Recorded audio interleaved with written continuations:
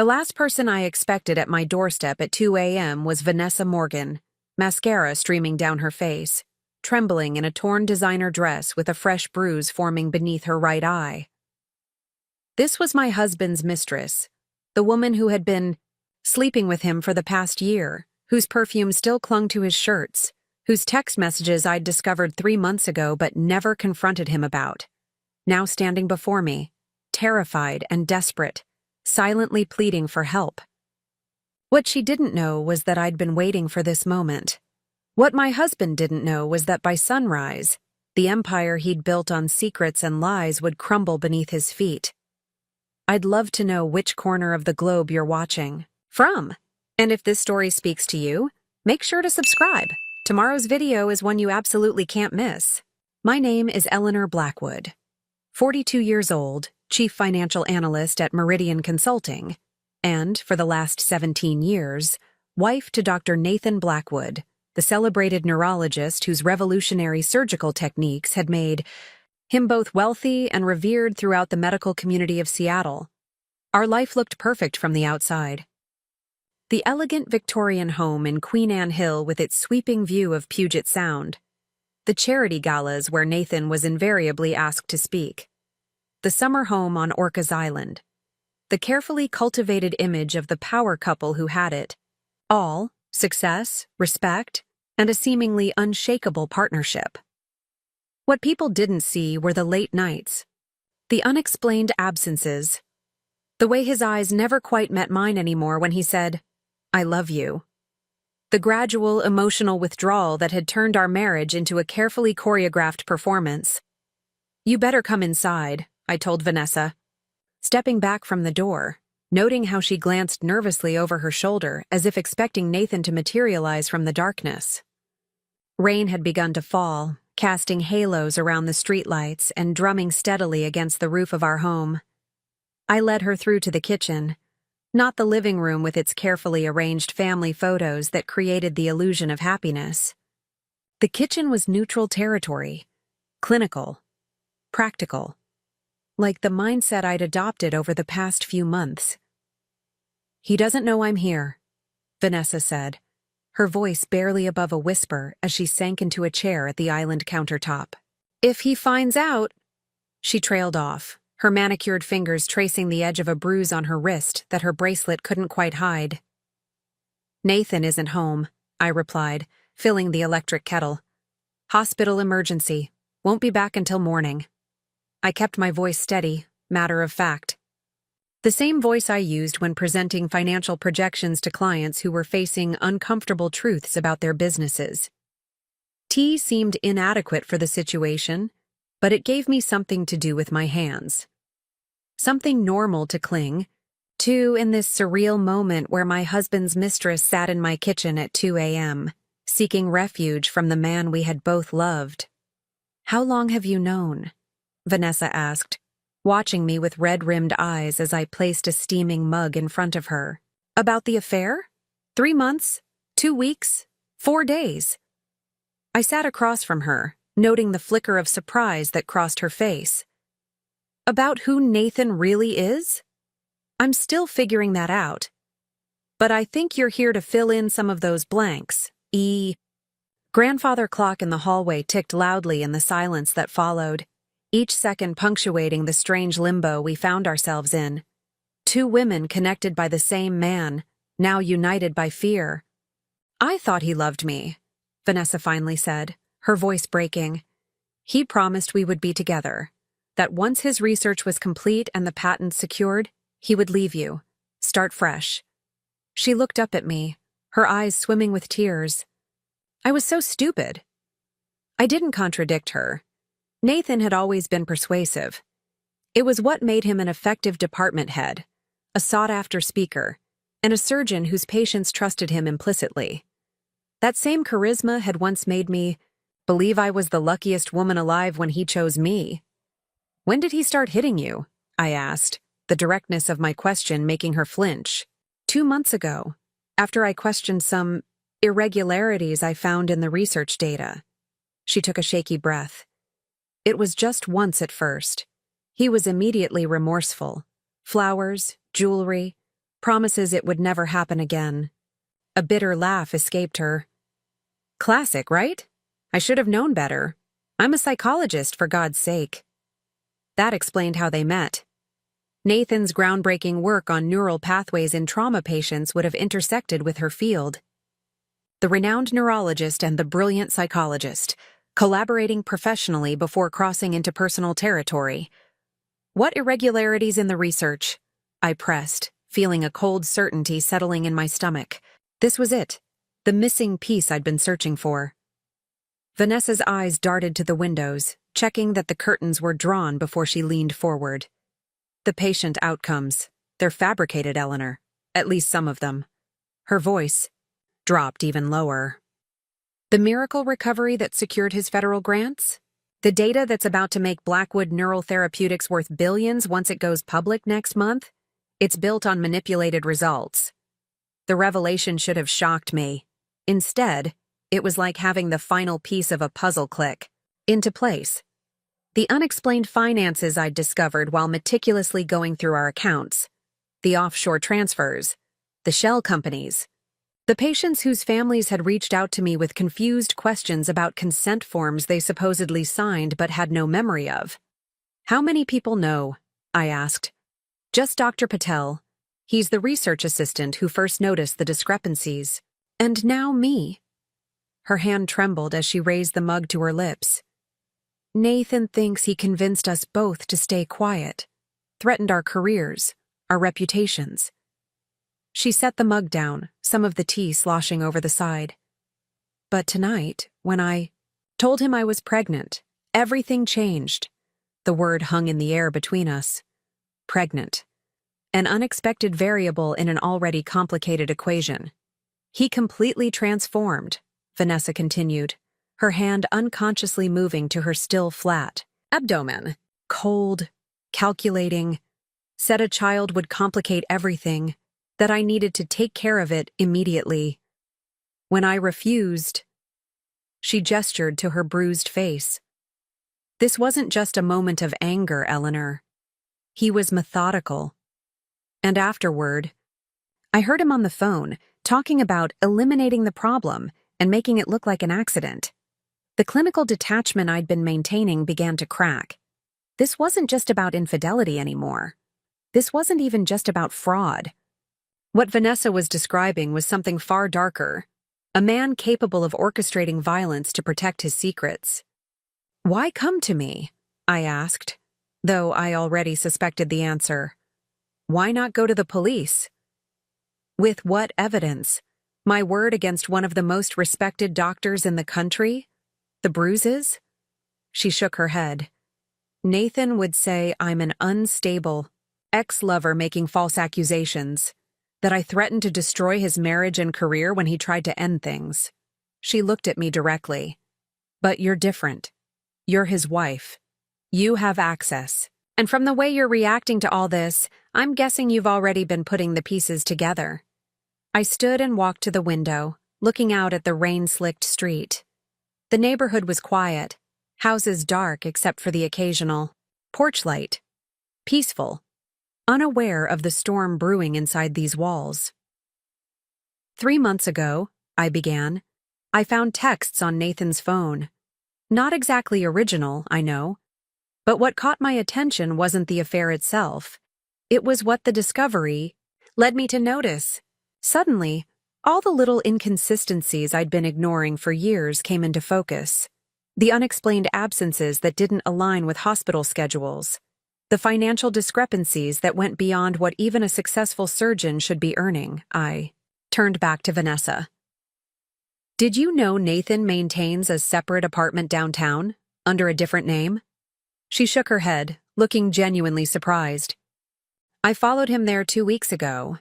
He met with men I didn't recognize, men who didn't look like doctors or researchers or pharmaceutical executives. I returned to the island, pulling my laptop from where I'd left it earlier that evening. I've been documenting everything, the finances, the meetings, the patients whose families have contacted me with concerns. I opened a folder containing carefully organized files, bank statements, photographs, recorded conversations. Months of meticulous investigation conducted while maintaining the facade of the devoted, oblivious wife. But I've been missing the crucial link, I admitted. The why behind it all.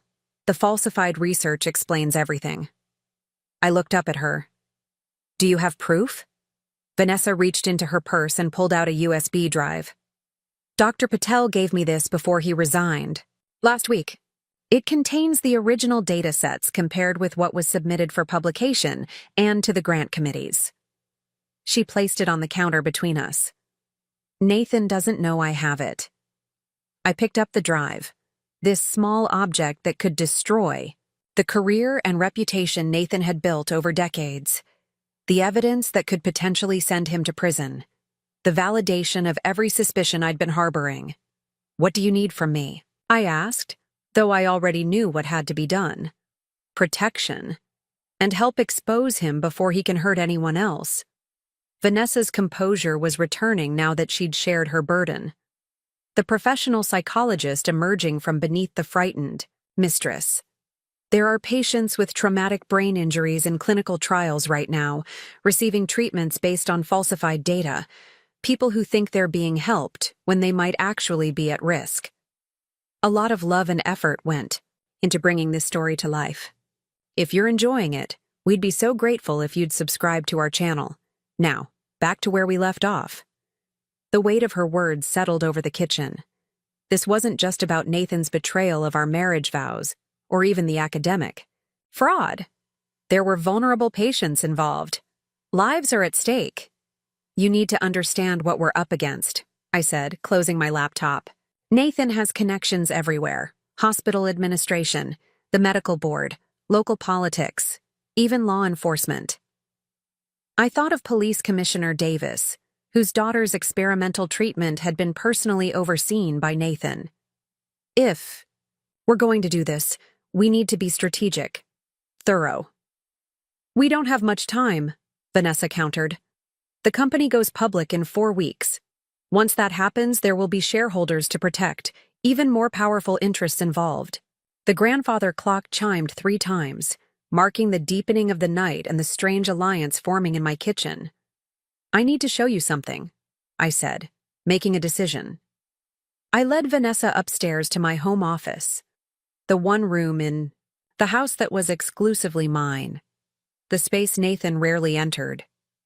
The wall opposite my desk, normally covered by an abstract painting, was now exposed.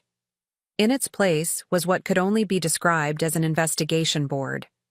Photographs connected by colored strings, financial documents, timeline charts, patient names with question marks beside them.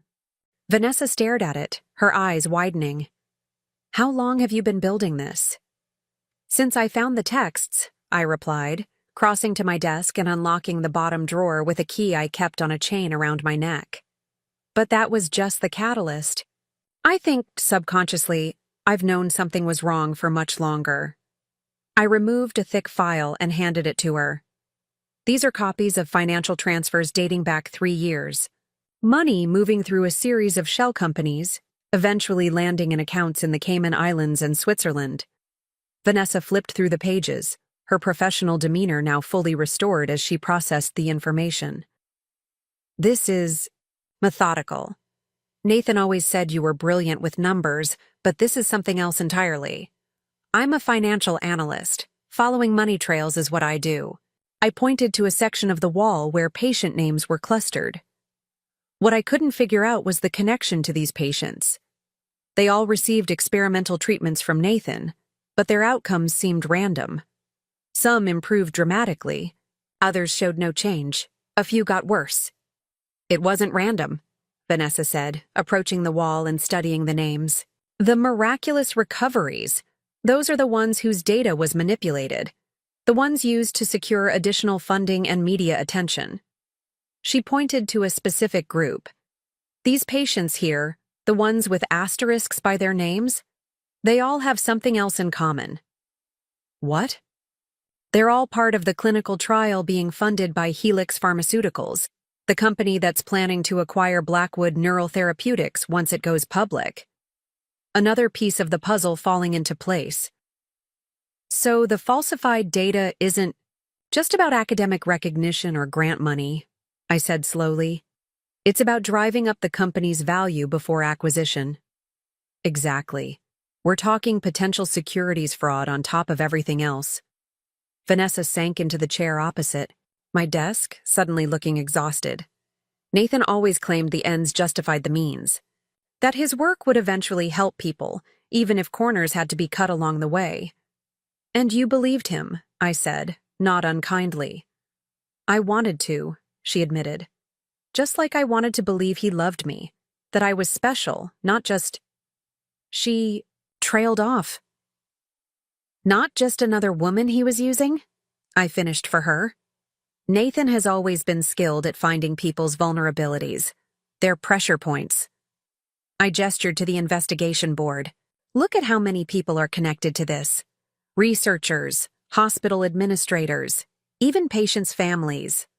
All manipulated in different ways to serve his needs. A notification chimed on my phone, a security alert from the system I'd had, discreetly installed throughout the house. I picked it up, checking the app. What is it? Vanessa asked, noticing my expression change. Movement detected at the gate, I said, showing her the screen where a car could be seen approaching our driveway. Nathan's home early. Panic flashed across Vanessa's face. He can't find me here. He won't, I assured her, already moving to lock my office door. I crossed to the opposite wall and pressed on what appeared to be a solid oak panel. It slid open, revealing a small room beyond, originally a Victorian-era servants' quarters, now converted into a secure space with basic amenities. Wait here. Don't make a sound, no matter what you hear. Vanessa hesitated only briefly before stepping into the hidden room, clutching her purse with the precious USB drive still inside. What are you going to do? I checked my watch. 3:17 a.m. Far too early for Nathan's supposed emergency surgery to be complete. He hadn't planned on coming home tonight, which meant something had changed his plans. I'm going to find out why he's really here, I said, handing her a tablet from my desk. This connects to the house's security system. You'll be able to see and hear everything. Before closing the panel, I met her eyes one last time. Vanessa, no matter what happens, stay hidden until I come for you. If I don't return by dawn, there's an envelope taped beneath the bottom drawer of that cabinet. It contains everything you'll need: cash, a burner phone, contact information for someone who can help you disappear. The sound of a car door slamming echoed from outside. Time was up. You've been planning for this, Vanessa realized, her voice a mixture of surprise and something like respect. Not for this exactly, I admitted as I slid the panel closed. But I've learned to prepare for contingencies. I quickly locked my office door from the inside, then crossed to the window that overlooked the driveway. Nathan was approaching the front door, moving with the purposeful stride that had always commanded respect in hospital corridors. He was alone, at least. The security system chimed softly as the front door opened.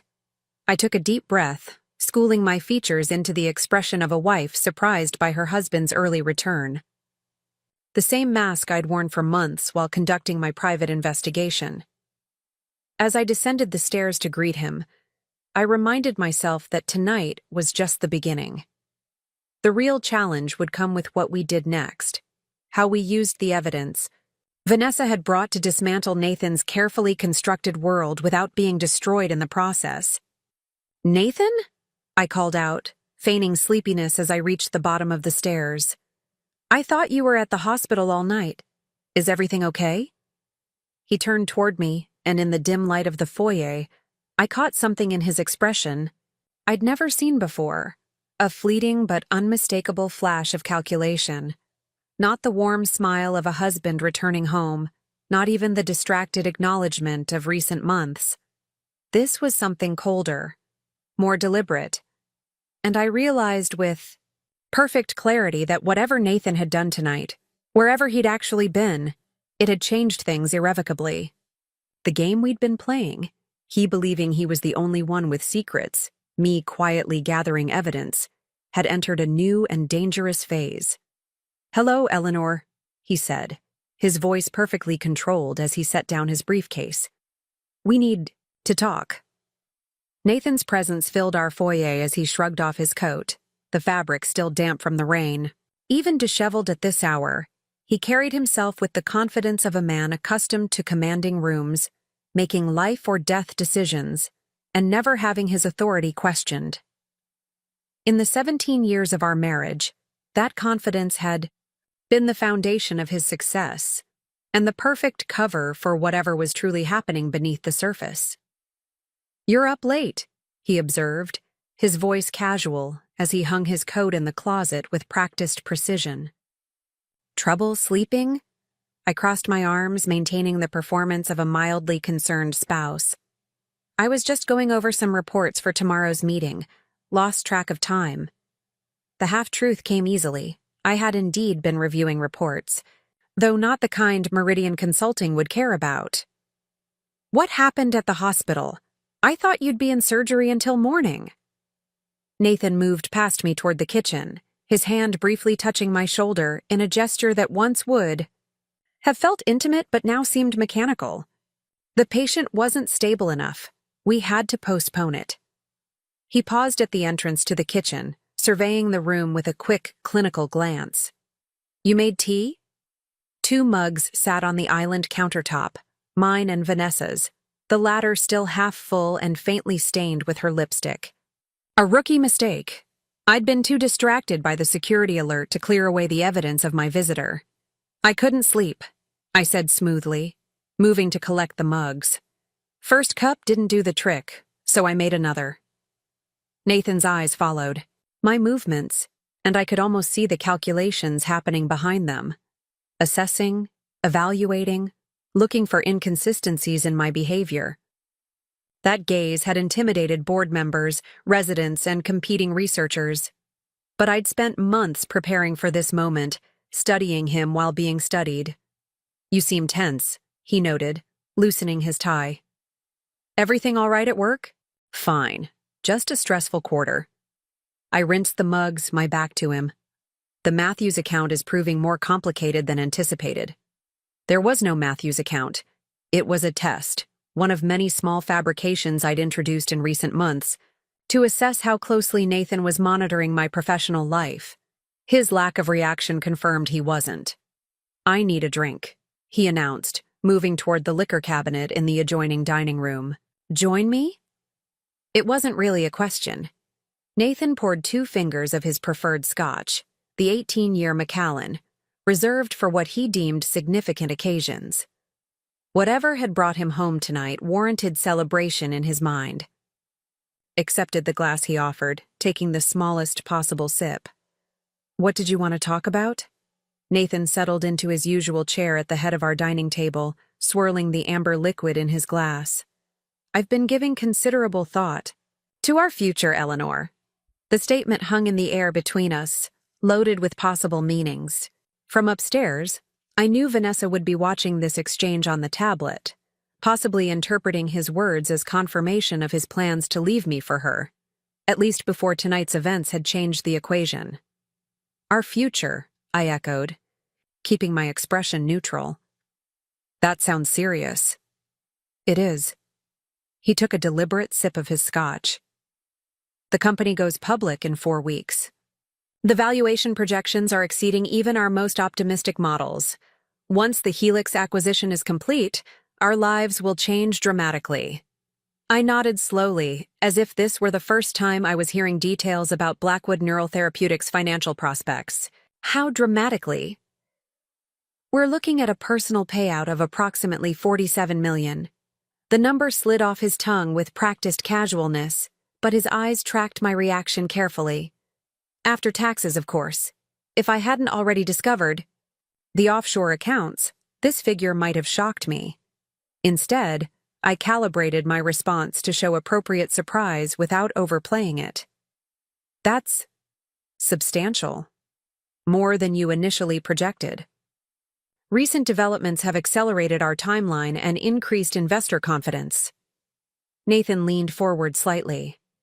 But with this level of success comes increased scrutiny.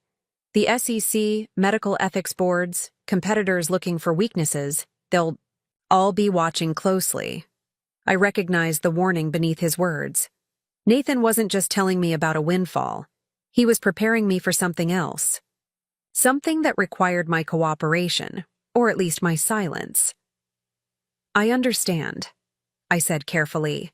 Success always brings its challenges. Indeed. He finished his scotch and set the glass down with deliberate precision. That's why I've decided we should take a step back from public life for a while after the acquisition. Perhaps that extended sabbatical we've discussed. The villa in Tuscany is available for a 6-month lease. We had never discussed a sabbatical or a villa in Tuscany. This was new territory. Nathan creating a narrative for a future that didn't exist, at least not one that included both of us. 6 months in Italy sounds lovely, I replied, playing along. But what about your patients? The clinical trials? I thought the post-acquisition period would be your busiest time.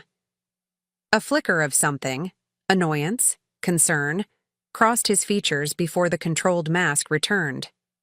The research team can manage without my direct supervision for a few months. Dr. Levinson is more than capable of overseeing the trials. Dr. Levinson, the same colleague who'd raised ethical concerns about Nathan's methodology 3 years ago, only to be relegated to administrative duties shortly after. The same doctor who'd recently been granted a surprising promotion back to clinical oversight. Another piece connecting in my mental map of Nathan's manipulations. This seems sudden, I observed, testing the boundaries of his fabrication. Just, last week you were talking about expanding the trials to include pediatric cases. Nathan's expression hardened slightly. Plans change, Eleanor.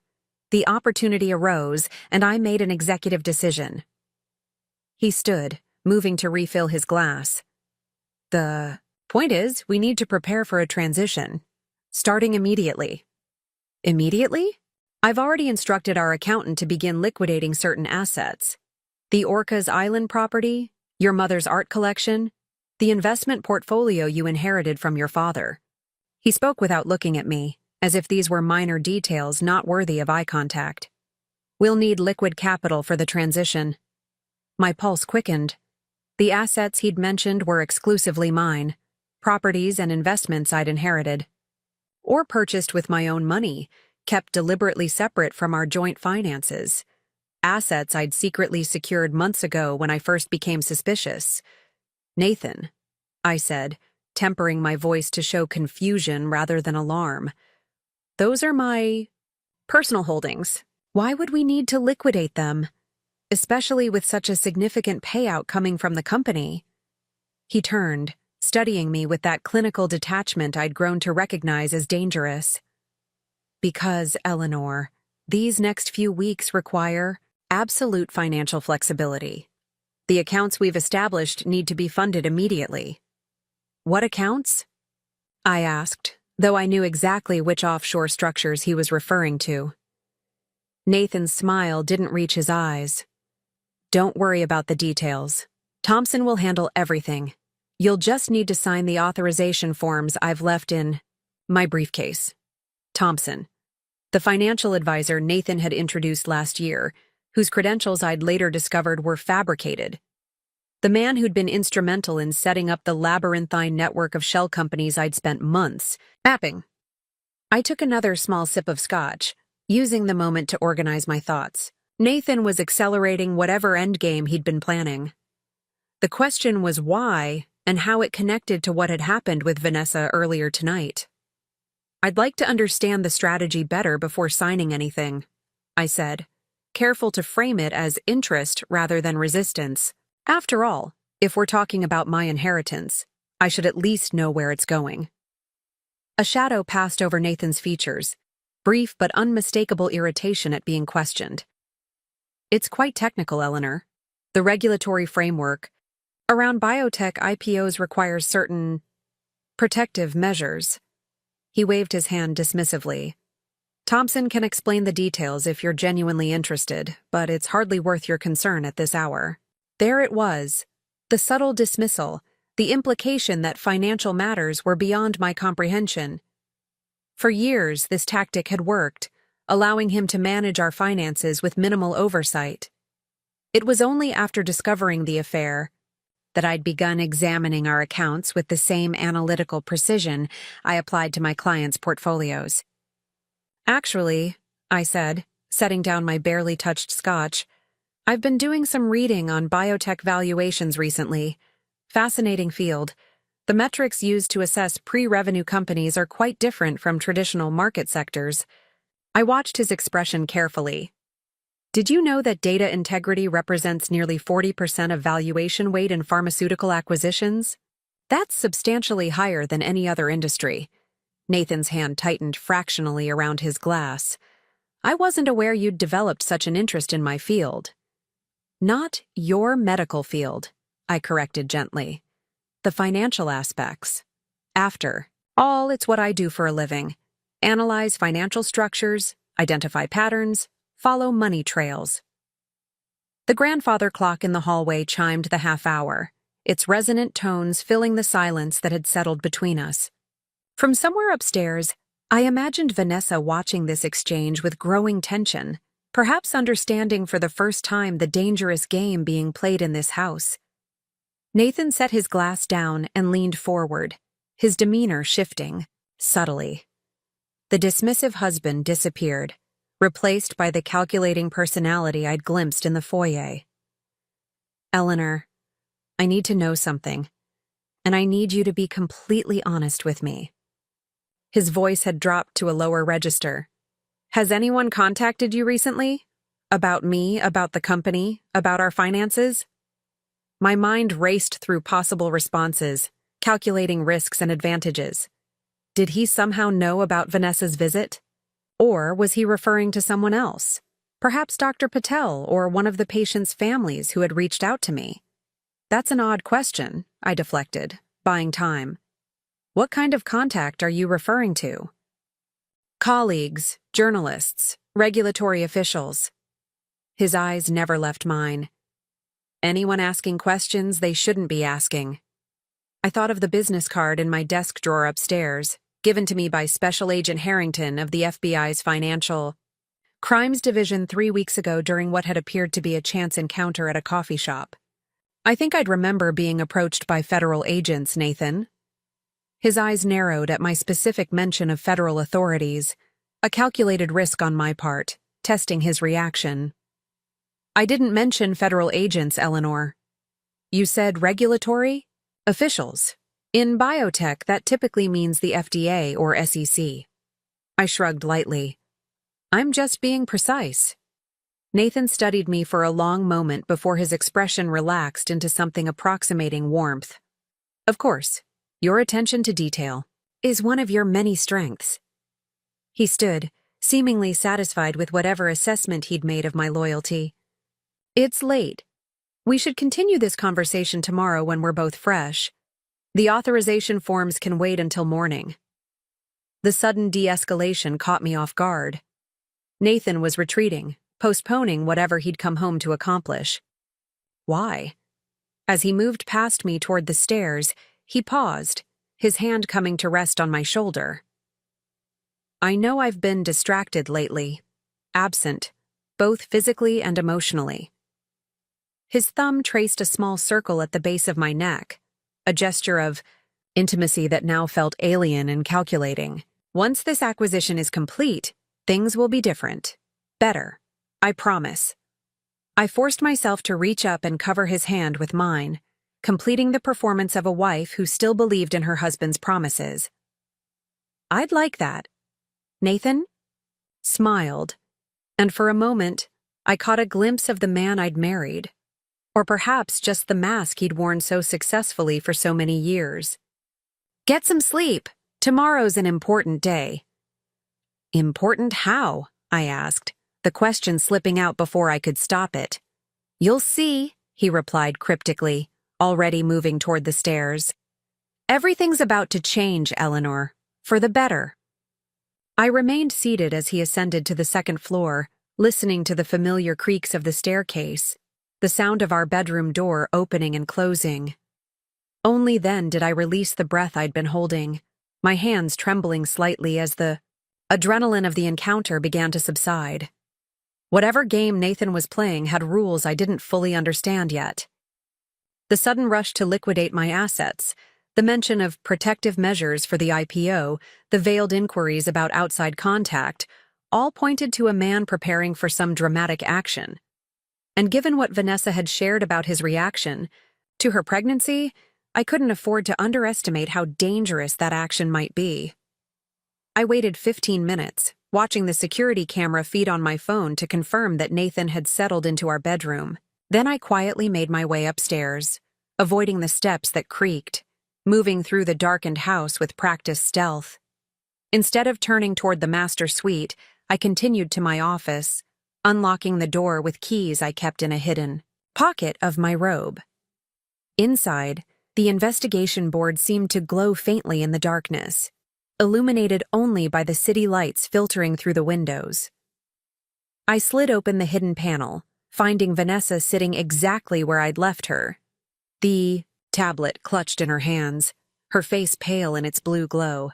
"He doesn't know I'm here," she whispered as I stepped into the small room, sliding the panel closed behind me. "No," I confirmed, "but he knows something. He came home specifically to have me sign authorization forms that would liquidate my personal assets I quietly secured months ago." I sank onto the small chair opposite her. "Whatever he's planning, he's accelerating the timeline." "It's because of me," Vanessa said, her voice thick with fear. "Because I refuse to terminate the pregnancy. Because he thinks I might expose the falsified data. Perhaps." I studied her in the dim light. "Or it could be something else entirely. The company goes public in 4 weeks, but Nathan mentioned a personal payout of $47 million. That's substantially higher than what the prospectus indicated when I last reviewed it." Vanessa's brow furrowed. "The valuation increased? How?" "That's what we need to find out." I gestured to the USB drive in her purse. "I need to see exactly what's on that drive. Not just the falsified data, but any communications, any evidence of who else might be involved." She handed me the drive without hesitation. Dr. Patel organized everything meticulously. There are folders for each patient in the trial, comparing original scans and test results with what was submitted for publication. There's also a directory of email correspondences, mostly between Nathan and various researchers, but some with pharmaceutical executives as well. I slipped the drive into my pocket. "I have a secure laptop in here that isn't connected to our home network. We can review everything safely." I paused, considering our next steps. "But first, we need to understand what Nathan's planning for tomorrow. He said it was important, and that everything's about to change." A thought struck me, and I pulled out my phone, checking the calendar I'd created to track Nathan's professional and social obligations. "The press conference," I murmured, finding the entry. "Blackwood Neural Therapeutics is hosting a major press event tomorrow at the Rainier Medical Center. Nathan's announcing the expansion of the clinical trials and releasing preliminary results to analysts. That's why he's rushing to secure funds," Vanessa realized. "Once those preliminary results are public, the stock will be effectively priced for the IPO. If there are any inconsistencies in the data, any questions about methodology, the entire house of cards could collapse," I finished for her. "And apparently, Nathan's planning for us to disappear to Tuscany immediately after the acquisition is complete. A convenient way to be unavailable for questioning when inconsistencies inevitably emerge." Vanessa's hand moved instinctively to her abdomen. "And a convenient opportunity for accidents to happen to those who know too much." The implications hung heavy in the small room. We were no longer just dealing with a philandering husband or academic fraud. The stakes had escalated to potential financial crimes worth millions and threats to human life, both Vanessa's and, possibly mine as well. "We need to move quickly," I said, making a decision. "Nathan will be up at 6 for his morning run. That gives us just over 2 hours to review the data, formulate a plan, and make arrangements for your safety. What about you? Vanessa asked. He's your husband. If he discovers you're working against him. I thought of the man downstairs, not the charming neurologist who'd won my heart 17 years ago, but the calculated stranger I'd glimpsed tonight. A man willing to falsify medical data, manipulate vulnerable patients, and threaten the mother of his unborn child. Nathan stopped being my husband the moment he decided our marriage was just another asset to leverage, I said quietly. Now he's just another financial criminal I need to analyze and expose. I withdrew a small laptop from a hidden compartment beneath the floorboards and powered it on, the screen casting our faces in a pale blue glow. As it booted up, I turned to Vanessa with one final question, the one that would determine exactly how we proceeded. Before we go further, I need to know something. The patients in Nathan's trials? How much danger are they actually in from these experimental treatments? Vanessa's expression grew grave. The treatment protocol itself isn't necessarily dangerous. It's a modified neural stimulation technique that has shown some promise in legitimate studies. She leaned closer, lowering her voice despite our isolation. But Nathan's been systematically increasing dosages beyond approved levels to manufacture. Breakthrough results. The most vulnerable patients, those with severe traumatic brain injuries, are at significant risk of seizures, cognitive decline, even stroke. I felt a cold weight settle in my stomach. How many patients are currently receiving this treatment? 27. In the active trial group, 8 of them are children. Vanessa's voice broke slightly. That's what I confronted him about tonight. He's planning to include another dozen pediatric patients starting next week, and the dosage protocol he's established exceeds what's been safely tested by nearly 40%. The thought of children being put at risk, deliberately endangered for financial gain, crystallized everything. This wasn't just about Nathan's betrayal of me, or even his threats against Vanessa. This was about stopping a dangerous fraud before more vulnerable patients suffered. We have until 6 a.m., I said, inserting the USB drive into the laptop. Let's make every minute count. For the next hour, we pored over the contents of Dr. Patel's drive. The evidence was methodically organized, damning in its comprehensiveness. Patient files showing original brain scans alongside doctored versions. Email threads discussing how to adjust test results to show more dramatic improvements. Financial projections that correlated increased success rates with higher valuation metrics. Most disturbing were the risk assessment documents, internal.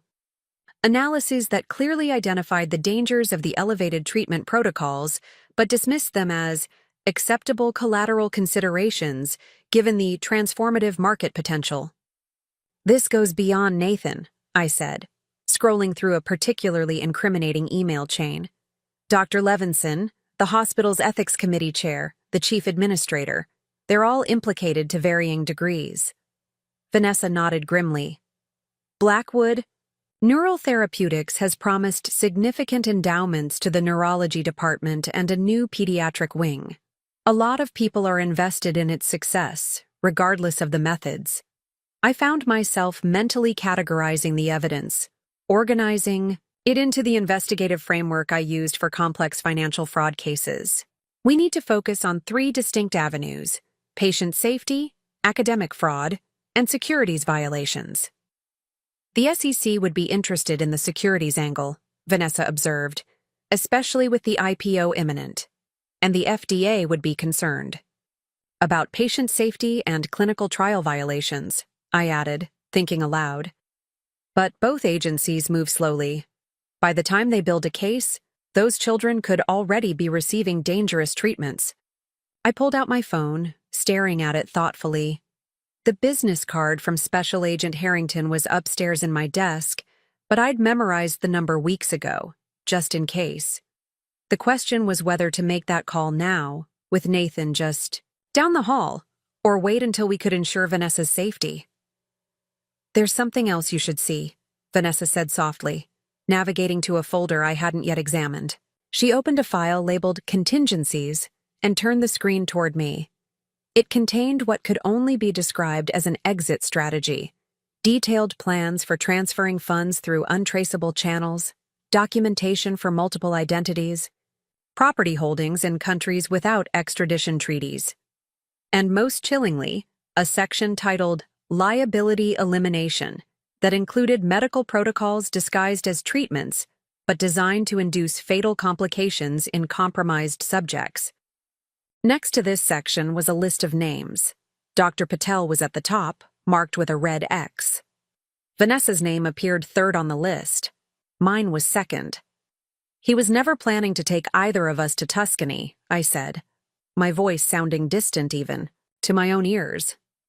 This is a murder plan, Vanessa finished, her hand protective over her abdomen, disguised as medical care. I closed the laptop. My decision was made. We need to get you somewhere safe immediately. Then I'm contacting the FBI. We can't just leave, Vanessa protested. The press conference is tomorrow. If he announces the expanded pediatric trials. He won't, I said with newfound resolve. Because neither of us will be playing defense anymore. I returned to the hidden compartment beneath the floorboards and removed a second, smaller lockbox. Inside were items I'd gathered over the months of my investigation: backup copies of incriminating documents, a burner phone, emergency cash, and a small recording device. Here's what we're going to do, I said, laying out each item between us. First, you're leaving this house, but not to hide. You're going to meet with Special Agent Harrington at the FBI field office downtown. I'll arrange it using this burner phone. Vanessa looked uncertain. And you? I'm staying, I replied, holding up the recording device. Nathan thinks I know nothing. Tomorrow morning, over breakfast, I'm going to play the concerned, supportive wife who's curious about his big announcement. With what we now know, I can ask exactly the right questions to get him talking about the modified treatment protocols, the manipulated data, all of it. That's incredibly dangerous, Eleanor. If he suspects, he won't, I said with more confidence than I felt. Nathan believes in his own superiority too much to imagine I could be a threat. That blind spot is our advantage. I checked the time, 4:35 a.m.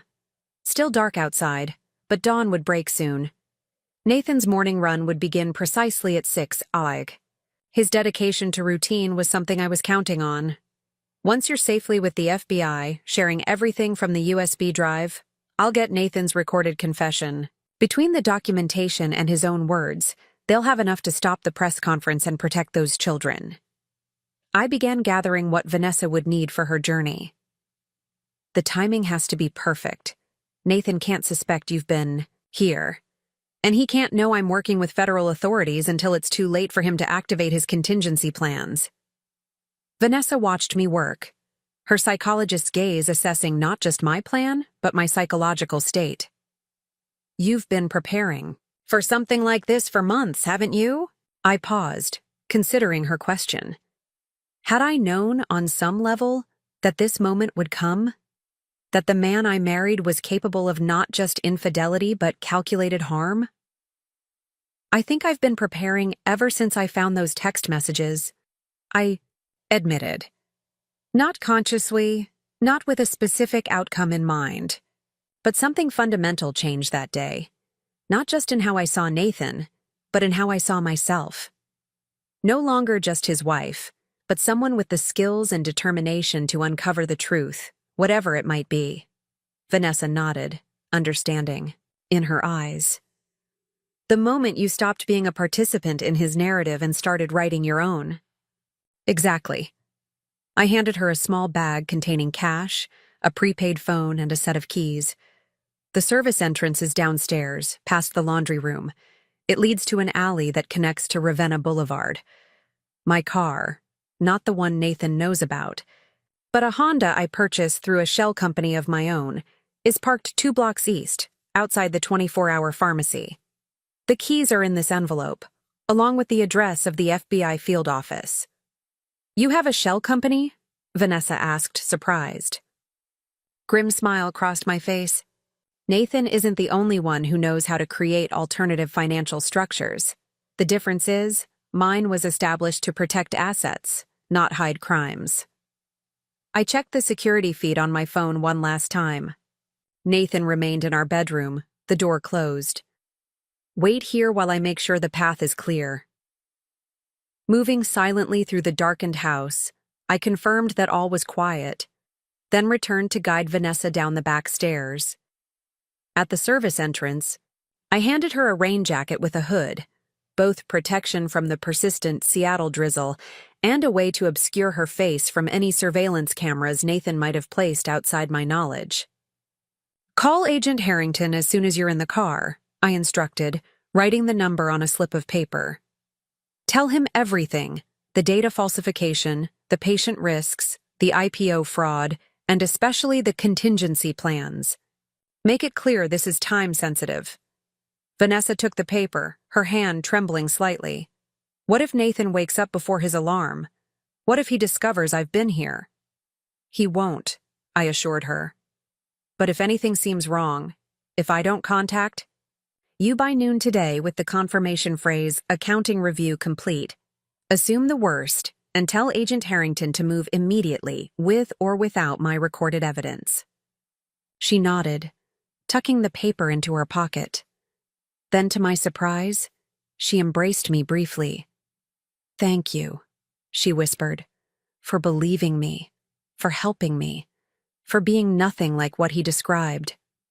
I stiffened slightly, caught off guard by both, the gesture and her words. "What did Nathan say about me?" "That you were brilliant but cold, focused on finances and appearances, uninterested in his work or his passion." Vanessa stepped back, offering a sad smile. "He portrayed you as someone who would never understand what drove him, someone content to enjoy the benefits of his success without questioning its source." The description stung, not because it was wholly inaccurate, but because it contained just enough truth to be believable. For years, I had allowed Nathan to define my role in our marriage, the supportive wife who managed our social calendar, who appeared at his side during hospital functions, who never asked too many questions about his research or his finances. Perhaps there was some truth to that, I admitted. Until recently, Vanessa shook her head. "He underestimated you. That might be what saves us all." With those words, she slipped out into the pre-dawn darkness, pulling the hood over her distinctive hair. I watched through the small window as she hurried down the alley, her figure soon disappearing into the shadows between street lights. Only when she was gone did I allow myself a moment of doubt. The plan was logical, methodical, the kind of structured approach I applied to complex financial problems. But this wasn't just about numbers and evidence. This was about confronting the man who had shared my bed for 17 years, who now appeared willing to eliminate anyone who threatened his ambitions, including me. I pushed the doubt aside and returned to my office, carefully restoring everything to its proper place. The investigation board was hidden once more behind the abstract painting. The secret room was closed, its contents secured. The laptop and USB drive were locked in the hidden compartment beneath the floorboards. By 5:30 a.m. I was in the kitchen, preparing coffee and a light breakfast as if this were any normal morning. The recording device was discreetly positioned. In the centerpiece on the dining table, a decorative bowl that Nathan never paid attention to. My phone was set to transmit a backup recording to a secure cloud server. As the coffee brewed, filling the kitchen with its familiar aroma, I rehearsed my approach. The questions needed to be natural, conversational, yet specific enough to elicit incriminating responses. I would play the supportive wife, excited about Nathan's press conference, curious about the details in a way that appeared genuine rather than probing. The grandfather clock struck 6, and right on schedule, I heard movement upstairs. Nathan beginning his morning routine. 17 years of marriage had made his habits predictable. Bathroom first, then changing into his running clothes, followed by a quick check of his phone messages before heading downstairs. I poured coffee into his preferred mug, arranged fruit and toast on the table, and took a deep breath, preparing to deliver the performance of my life. One that would either save vulnerable patients and expose a dangerous fraud, or potentially place me in the same danger Vanessa had fled. The sound of Nathan's footsteps on the stairs signaled that the final act of our marriage was about to begin. Nathan appeared in the kitchen doorway dressed in his running gear. Expensive compression leggings, a moisture-wicking shirt bearing the logo of a charity marathon he'd sponsored last year, and the custom-fitted running shoes he replaced every 3 months regardless of wear. The perfect image of a health-conscious, successful professional beginning his day with discipline and purpose. "You're up early," he remarked, his tone casual but his eyes sharp, scanning the kitchen as if checking for inconsistencies. "Couldn't sleep?" I handed him his coffee, having prepared it exactly as he preferred, black with a 1/4 teaspoon of raw honey. A small gesture of supposed devotion I'd maintained even after discovering his betrayal. "I have that quarterly review presentation. Today? Thought I'd get an early start." Nathan took a sip, nodding appreciatively. "The Matthews account, right?" My pulse quickened slightly. Last night he'd shown no recognition of this fictional client. Now he was acknowledging it as if it had been part of our regular conversations. Either he'd looked into my work overnight, or he'd been more aware of my deceptions than I'd realized. "Among others," I replied vaguely, setting a plate of sliced fruit before him. "You mentioned today is important. The press conference?" He settled into his chair, checking his fitness watch. I knew his routine down to the minute. He'd allow himself exactly 12 minutes for pre-run nutrition, no more. "Yes, 10 a.m. at Rainier Medical Center. The research team will be presenting our expanded clinical trial data." He paused, studying me. "You should come." The invitation caught me off guard. In recent months, Nathan had kept his professional and personal lives increasingly separate. "Really? I thought these medical presentations would bore me to tears. That's what you always say." "This one's different," he replied, selecting a piece of cantaloupe with precision. "It marks a turning point, not just for the research, but for us. I want you there when they announce the valuation figures." I busied myself with arranging my own breakfast, using the moment to activate the recording device with a subtle press of the remote in my pocket. "The 47 million? Nathan smiled, though it didn't reach his eyes. "That's just our personal portion. The company valuation is projected at just over $2 billion. Once Helix Pharmaceuticals completes the acquisition, we'll be positioned among the top neuroscience research facilities in the world." I sat across from him, mentally calculating how to guide the conversation toward the specific details we needed recorded. "That's impressive. The treatment protocol must be showing remarkable results to generate that kind of valuation."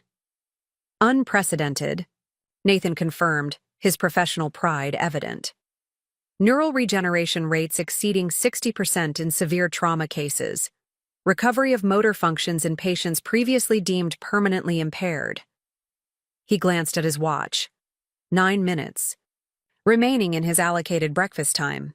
"And the side effects?" I asked, keeping my tone conversational. "I remember you mentioning concerns about seizure risks in the early stages."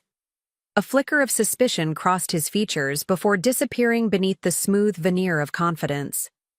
"Minimal. We've refined the protocol to mitigate neurological stress." This directly contradicted what Vanessa had told me about the dangerous dosage increases. I needed to push further without arousing his suspicion. "That's remarkable," I said, leaning forward with manufactured enthusiasm. "Especially with the increased dosages you mentioned last month. You were concerned they might exceed safety parameters." Nathan's hand paused midway to his mouth, a piece of toast suspended momentarily before continuing its journey. "I don't recall discussing dosage specifics with you, Eleanor. A mistake. I'd pushed too far, referenced details I shouldn't have known." I recovered quickly, forcing a laugh. "You probably didn't. But you talk in your sleep sometimes, especially when you're worried about your patients. I've learned more medical terminology that way than I ever wanted to know." The explanation seemed to satisfy him, the tension in his shoulders easing slightly. The benefits far outweigh any potential risks. That's why we're expanding to pediatric cases. Children's neural plasticity allows for even more dramatic improvements. Perfect. He'd volunteered exactly the information I needed, and now it was being recorded. Children? That seems like a significant step. Are the protocols the same? Enhanced, actually, Nathan said, his voice taking on the authoritative tone he used when lecturing. We've found that developing brains respond more aggressively to the stimulation parameters. We're increasing baseline frequencies by 37% for the pediatric cohort. My stomach clenched at the casual way he described risking children's brains, but I kept my expression interested, supportive. Fascinating. And the hospital's ethics committee signed off on this? Of course. Nathan finished his coffee, glancing again at his watch. Dr. Levinson was particularly supportive after reviewing our data. He's presenting the findings alongside me today. Another lie, given what we'd seen in Dr. Patel's files. Dr. Levinson had been coerced into cooperation through threats to his career and family. I'm proud of you, I said, reaching across to squeeze his hand. A gesture that once would have been genuine but now required every ounce of my acting ability. Taking these treatments from theory to application, helping so many patients. It's extraordinary. Nathan's expression softened, perhaps the closest thing to genuine emotion I'd seen from him in months. It hasn't been without challenges. There are always those who resist innovation, who can't see beyond conventional methodologies. Like Dr. Patel? I ventured, immediately regretting the directness of the question. Nathan's eyes hardened instantly. Where did you hear that name? I scrambled for a plausible explanation. You mentioned him a few weeks ago, said he'd resigned suddenly and it was creating administrative headaches. Is he still causing problems? Dr. Patel has moved on to other opportunities, Nathan replied, his voice carefully measured. His concerns were addressed fully before his departure.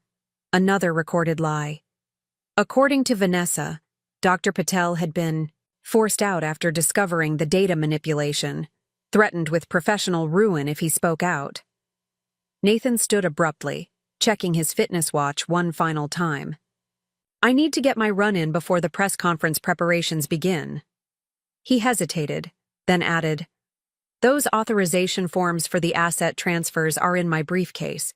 If you could sign them before I return, I'll have Thompson process everything.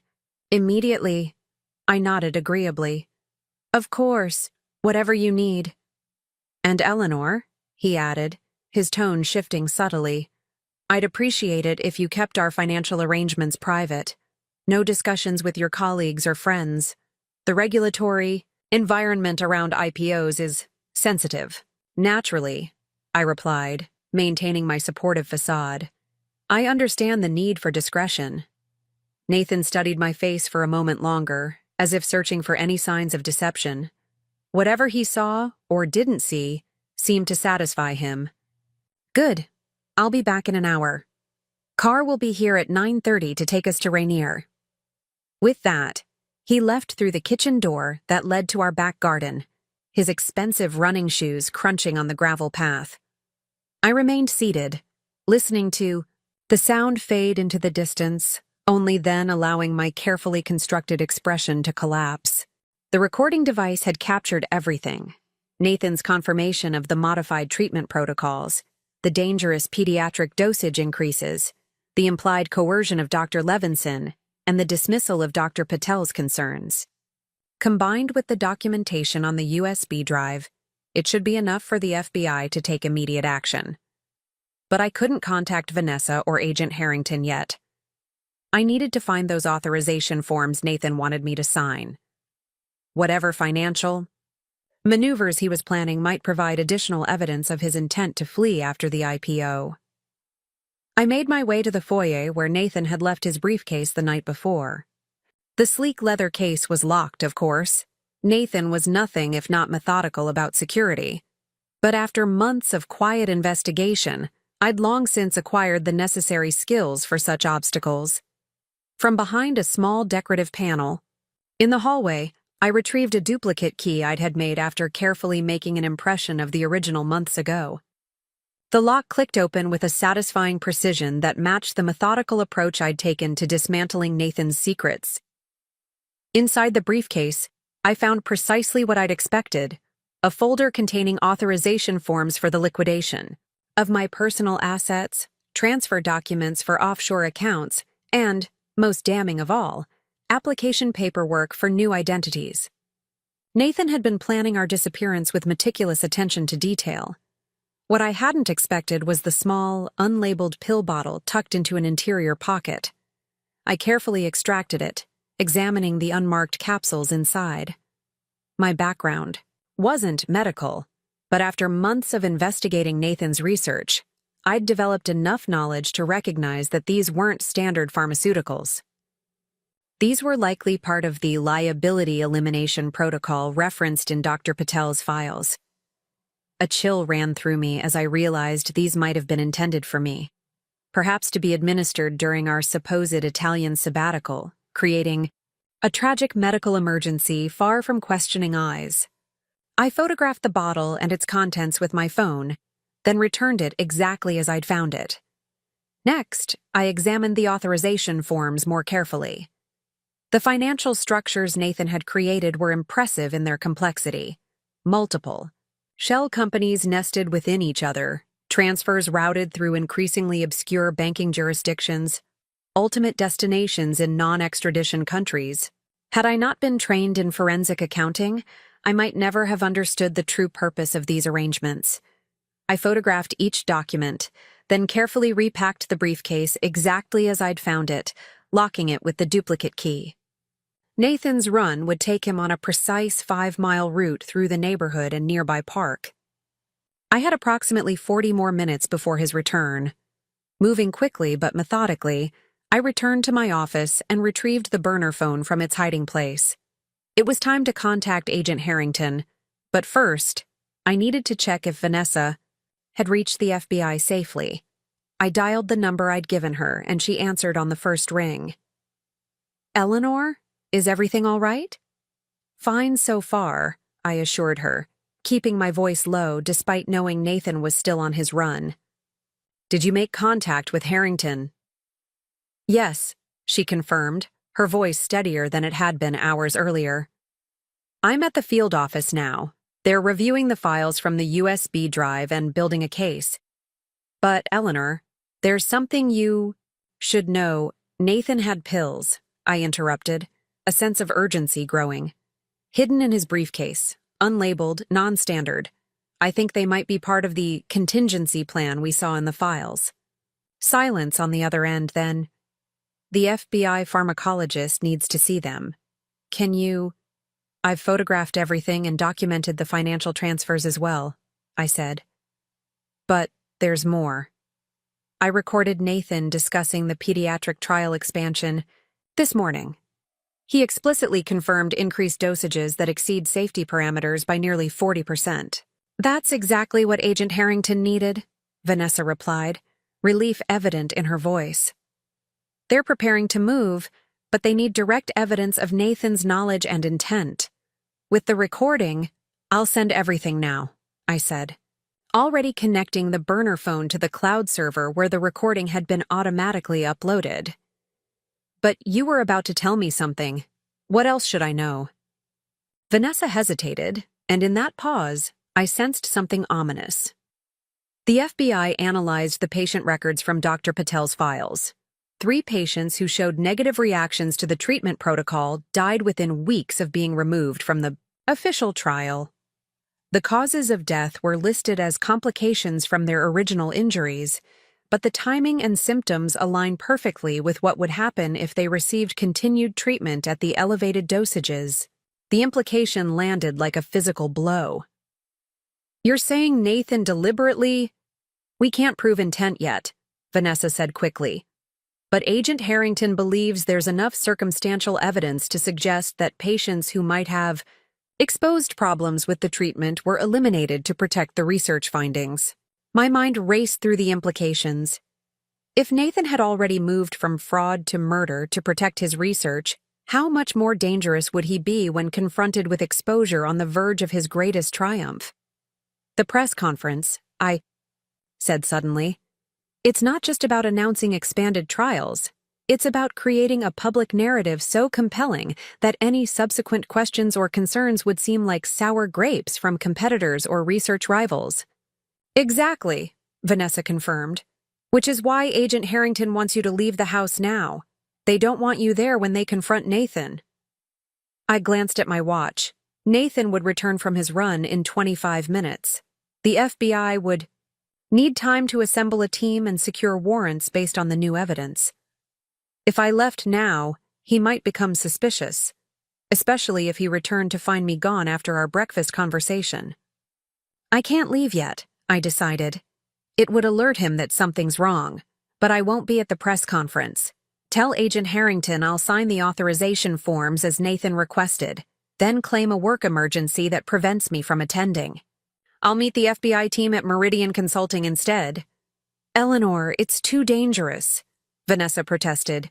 If Nathan suspects anything, he won't, I assured her with more confidence than I felt. He's too focused on the press conference and too convinced of his own infallibility to imagine I could be a threat. After ending the call, I securely transmitted the recording and photographs to the encrypted server Agent Harrington had provided. Then I carefully returned the burner phone to its hiding place and made my way back downstairs. In the kitchen, I cleaned up the breakfast dishes, my movements automatic as my mind processed everything I'd learned. Nathan wasn't just a fraudulent researcher or an unfaithful husband. He was potentially a murderer, willing to sacrifice patients to protect his reputation and financial interests. The realization should have terrified me, but instead, I felt an eerie calm descend, the same focused clarity that came over me when unraveling particularly complex financial fraud cases. This was no longer just about exposing Nathan's deception or protecting Vanessa. Lives were at stake, including those of children who would be subjected to dangerous treatments if the press conference proceeded as planned. I heard the back door open, followed by Nathan's familiar footsteps in the mudroom, right on schedule. His run always took exactly 43 minutes, regardless of weather conditions or how early he'd started. Good run? I called out, arranging my features into the pleasant mask I'd perfected over months of investigation. Excellent, Nathan replied, entering the kitchen while checking his fitness metrics. Personal best on the hill section. He looked flushed but energized, the very picture of health and vitality. It was difficult to reconcile this image with the calculating figure from Dr. Patel's files, the man who could dispassionately discuss acceptable collateral considerations when referring to patient deaths. I signed those authorization forms, I said, nodding toward his briefcase, which I'd left conspicuously on the kitchen island. Everything's ready for Thompson to process. Nathan's expression brightened with genuine pleasure, perhaps the most authentic emotion he'd shown in months. Excellent. I'll call him right away. He picked up the briefcase, checking quickly to confirm the signatures before closing it with a satisfied snap. This puts everything in motion, Eleanor. 2 weeks. From now, our lives will be transformed. In more ways than you realize, I thought, maintaining my supportive smile. I'm looking forward to it. Though I have some disappointing news. Johnson moved up the Westlake presentation to this morning. I won't be able to attend your press conference. After all, a flicker of annoyance crossed Nathan's features. You can't reschedule? This is a pivotal moment, Eleanor. Your presence would be noticed. I tried, I lied smoothly.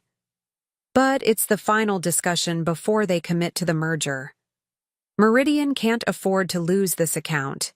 It represents nearly 20% of our annual revenue.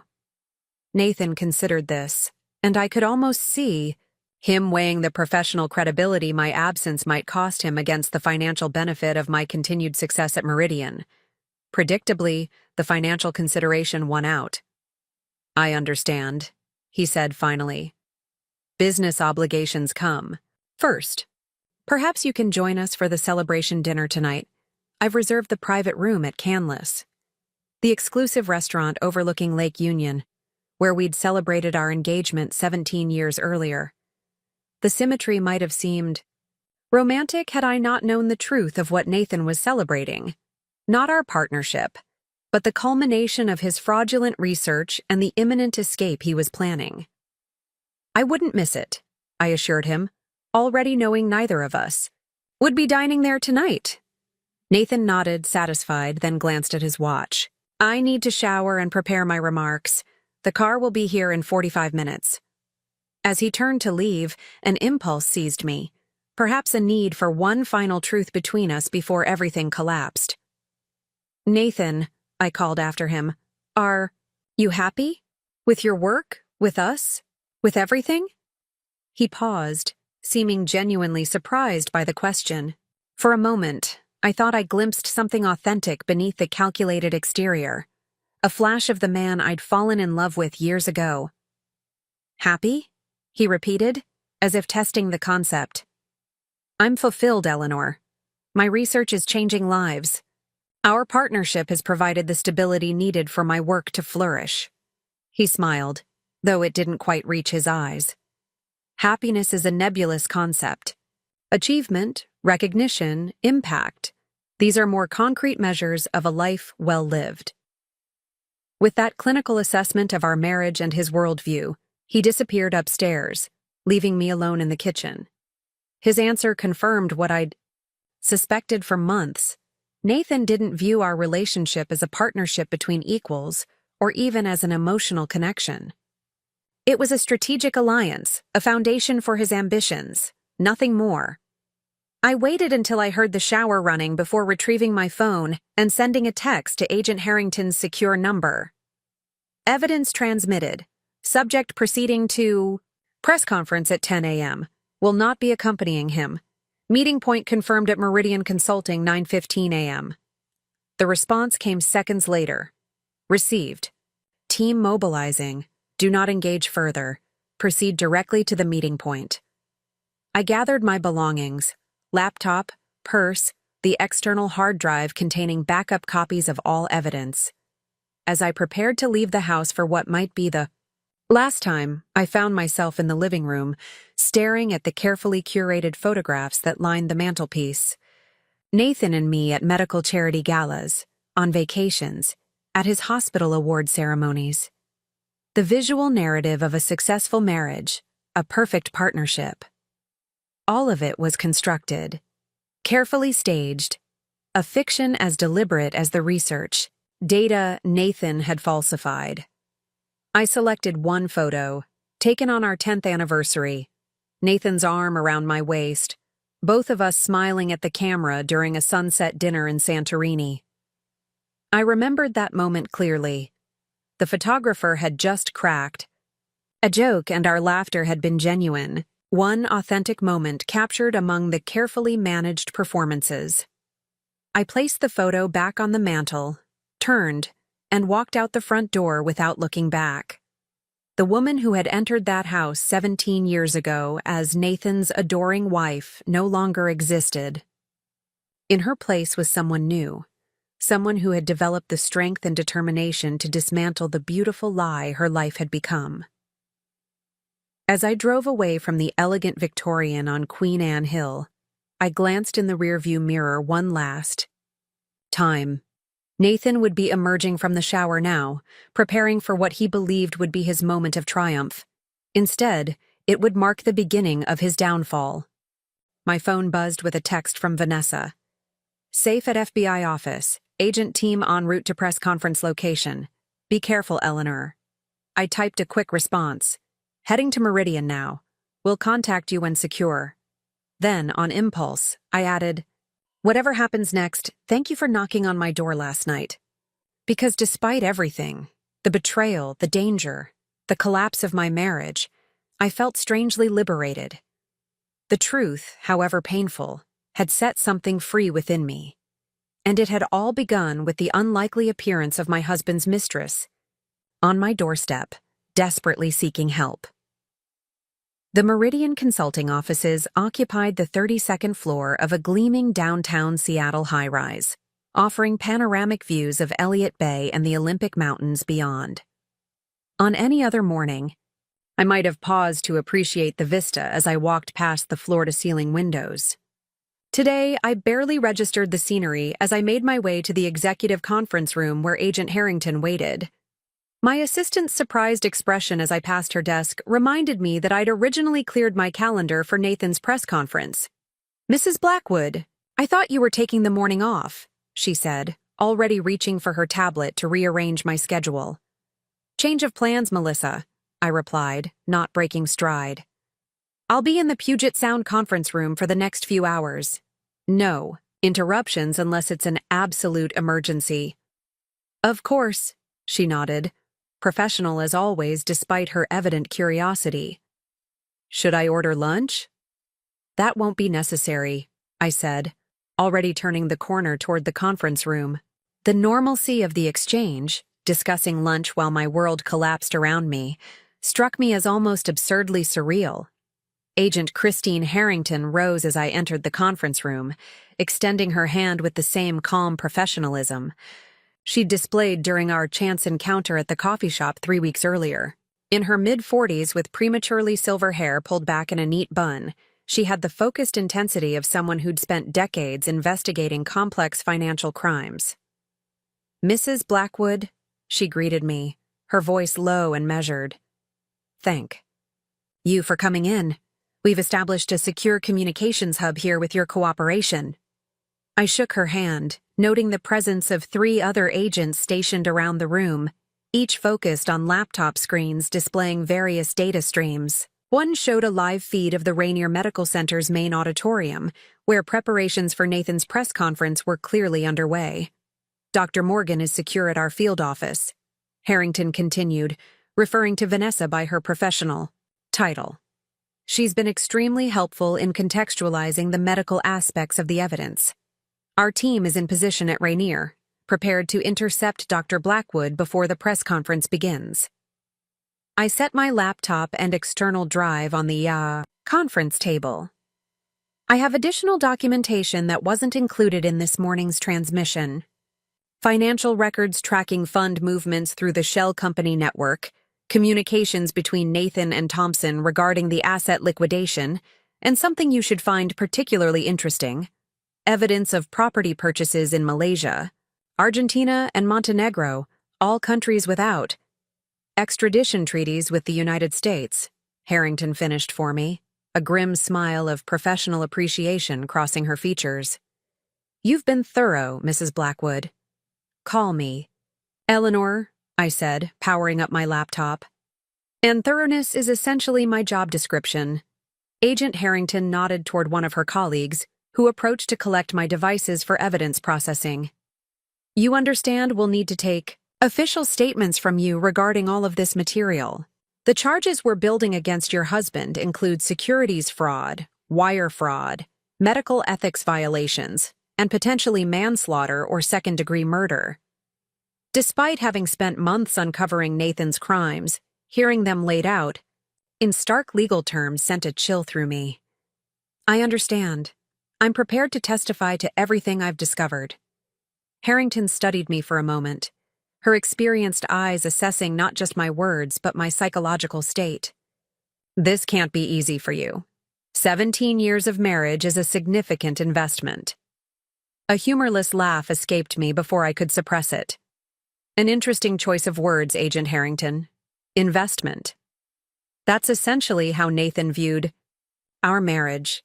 A strategic allocation of resources designed to generate optimal returns." I moved toward the windows, looking out at the city where I'd built my life with a man who'd turned out to be a stranger. The hardest part isn't losing him. It's recognizing that I never really had him in the first place. One of the agents monitoring the laptops called out, "Subject has arrived at Rainier Medical Center. Field team confirms visuals." Harrington gestured for me to join her near the central display, which showed a live feed from the security cameras.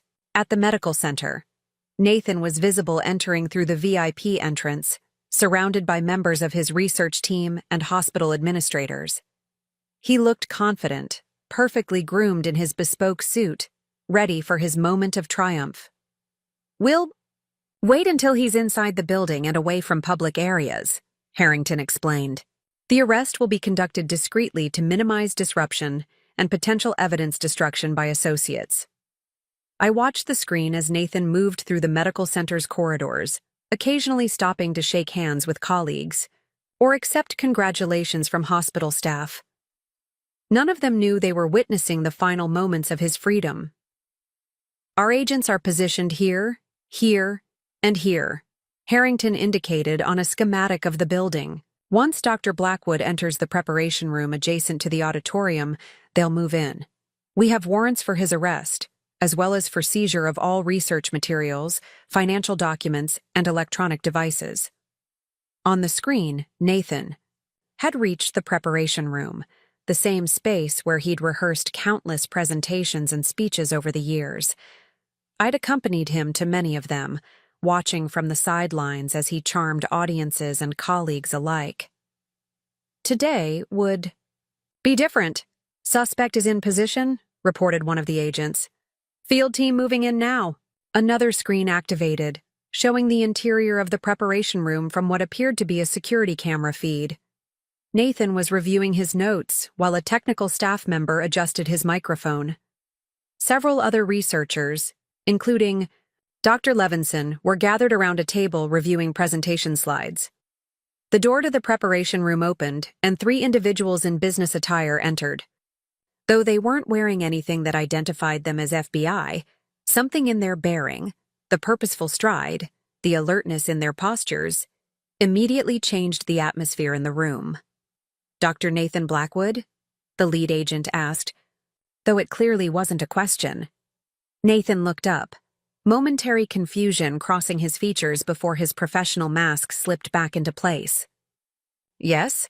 Can I help you? We're about to begin a press conference. I'm Special Agent Thomas Rivera, FBI." The agent displayed his credentials. "We have a warrant for your arrest on charges of wire fraud, securities fraud, conspiracy to commit fraud, and violation of FDA research protocols." The blood drained from Nathan's face so quickly it was visible even on the grainy security feed. Around him, his colleagues froze in various poses of shock, except for Dr. Levinson, whose expression showed something closer to grim vindication. "This is absurd." Nathan recovered quickly, his voice regaining its authoritative tone. "There's clearly been some misunderstanding. If you'll allow me to contact my attorney..." "You'll have the opportunity to contact legal representation at the field office," Agent Rivera replied, unmoved. "Please turn around and place your hands behind your back." Nathan's eyes darted around the room, assessing his options with the same clinical detachment he applied to medical diagnoses. For a moment, it seemed he might attempt to resist or escape. Then his gaze landed on Dr. Levinson, and something in the older doctor's expression must have communicated volumes, because Nathan's shoulders slumped almost imperceptibly. "This is a mistake," he said as he complied with the agent's instructions, allowing himself to be handcuffed. "A competitor's attempt to sabotage our research on the day of our biggest announcement. My attorney will have this sorted out within hours." As the agents began to escort Nathan from the room, he suddenly looked directly at the security camera, his expression hardening into something cold and calculating. "Where's my wife?" he demanded. "Did Eleanor know about this? Is she involved?" The question sent a chill through me, even from the safety of Meridian's conference room. Nathan's analytical mind was already connecting the dots, realizing that my absence from the press conference wasn't coincidental. Agent Harrington noticed my reaction. "He doesn't know where you are," she assured me, "and he won't, not until formal charges are filed and discovery begins." On the screen, Nathan was being led through a service corridor to avoid the press gathered in the main lobby. His expression had transformed from shock to a controlled fury that I recognized all too well. The same look he'd worn when confronting colleagues who challenged his research methodologies or questioned his conclusions. He's already planning. His defense, I observed, watching his familiar mannerisms even in handcuffs. The way he's holding his head, the slight upturn at the corner of his mouth, he believes he can outsmart this situation. Agent Harrington nodded.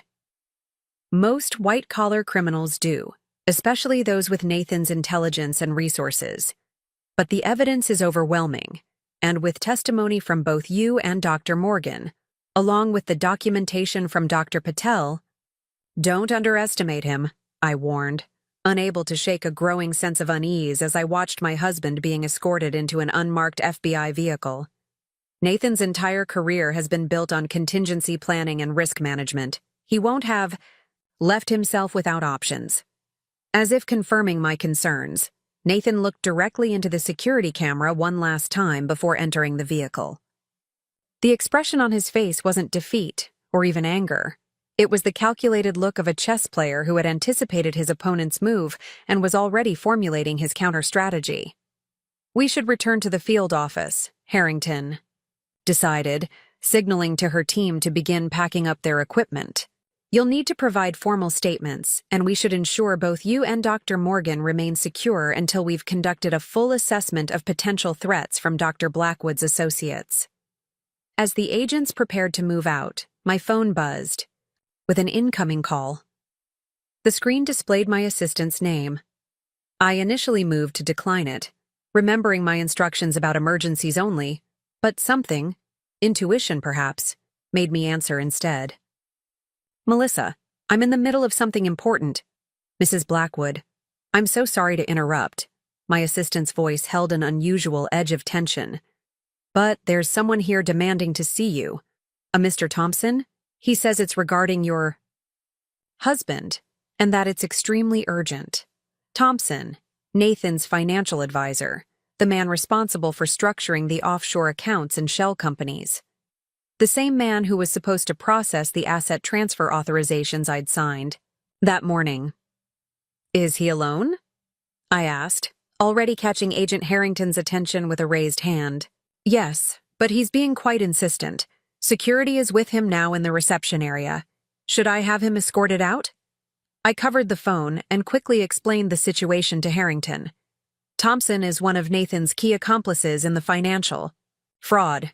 If he's here looking for me, something's wrong." Harrington made an immediate decision. "Keep him there. We'll take him into custody as well." She turned to her team. "Rivera, Peterson, secure the elevators and stairwells. Chen, with me." To the reception, I returned to the call. "Melissa, please tell Mr. Thompson I'll be down shortly. Have security stay with him, but be polite. Don't give him any reason to leave." "Understood, Mrs. Blackwood." As I ended the call, Harrington was already coordinating with additional agents via her secure radio. "We need a subtle approach," she said. "If Thompson realizes it's a trap, he might have time to alert other associates or destroy evidence on his person." "Let me speak to him first," I suggested. "He'll expect me to be ignorant of what's happening with Nathan. I can keep him talking while your agents get into position." Harrington considered this briefly before nodding. "Stay behind me at all times. If he makes any sudden movements or reaches into his clothing, move away immediately." We took the executive elevator down to the reception area, accompanied by Agent Chen, while the other agents secured alternate exits. As the doors opened, I caught sight of Thompson pacing nervously near the reception desk, checking his watch repeatedly. Gregory Thompson was the perfect picture of financial respectability. Silver-haired, expensively dressed, with the confident bearing of someone accustomed to managing vast sums of money. Only those who looked closely might notice the slightly too tight smile, the darting eyes, the faint sheen of perspiration on his forehead despite the building's climate control. "Eleanor!" he exclaimed upon seeing me, relief washing over his features. "Thank God. We have a situation that requires immediate attention."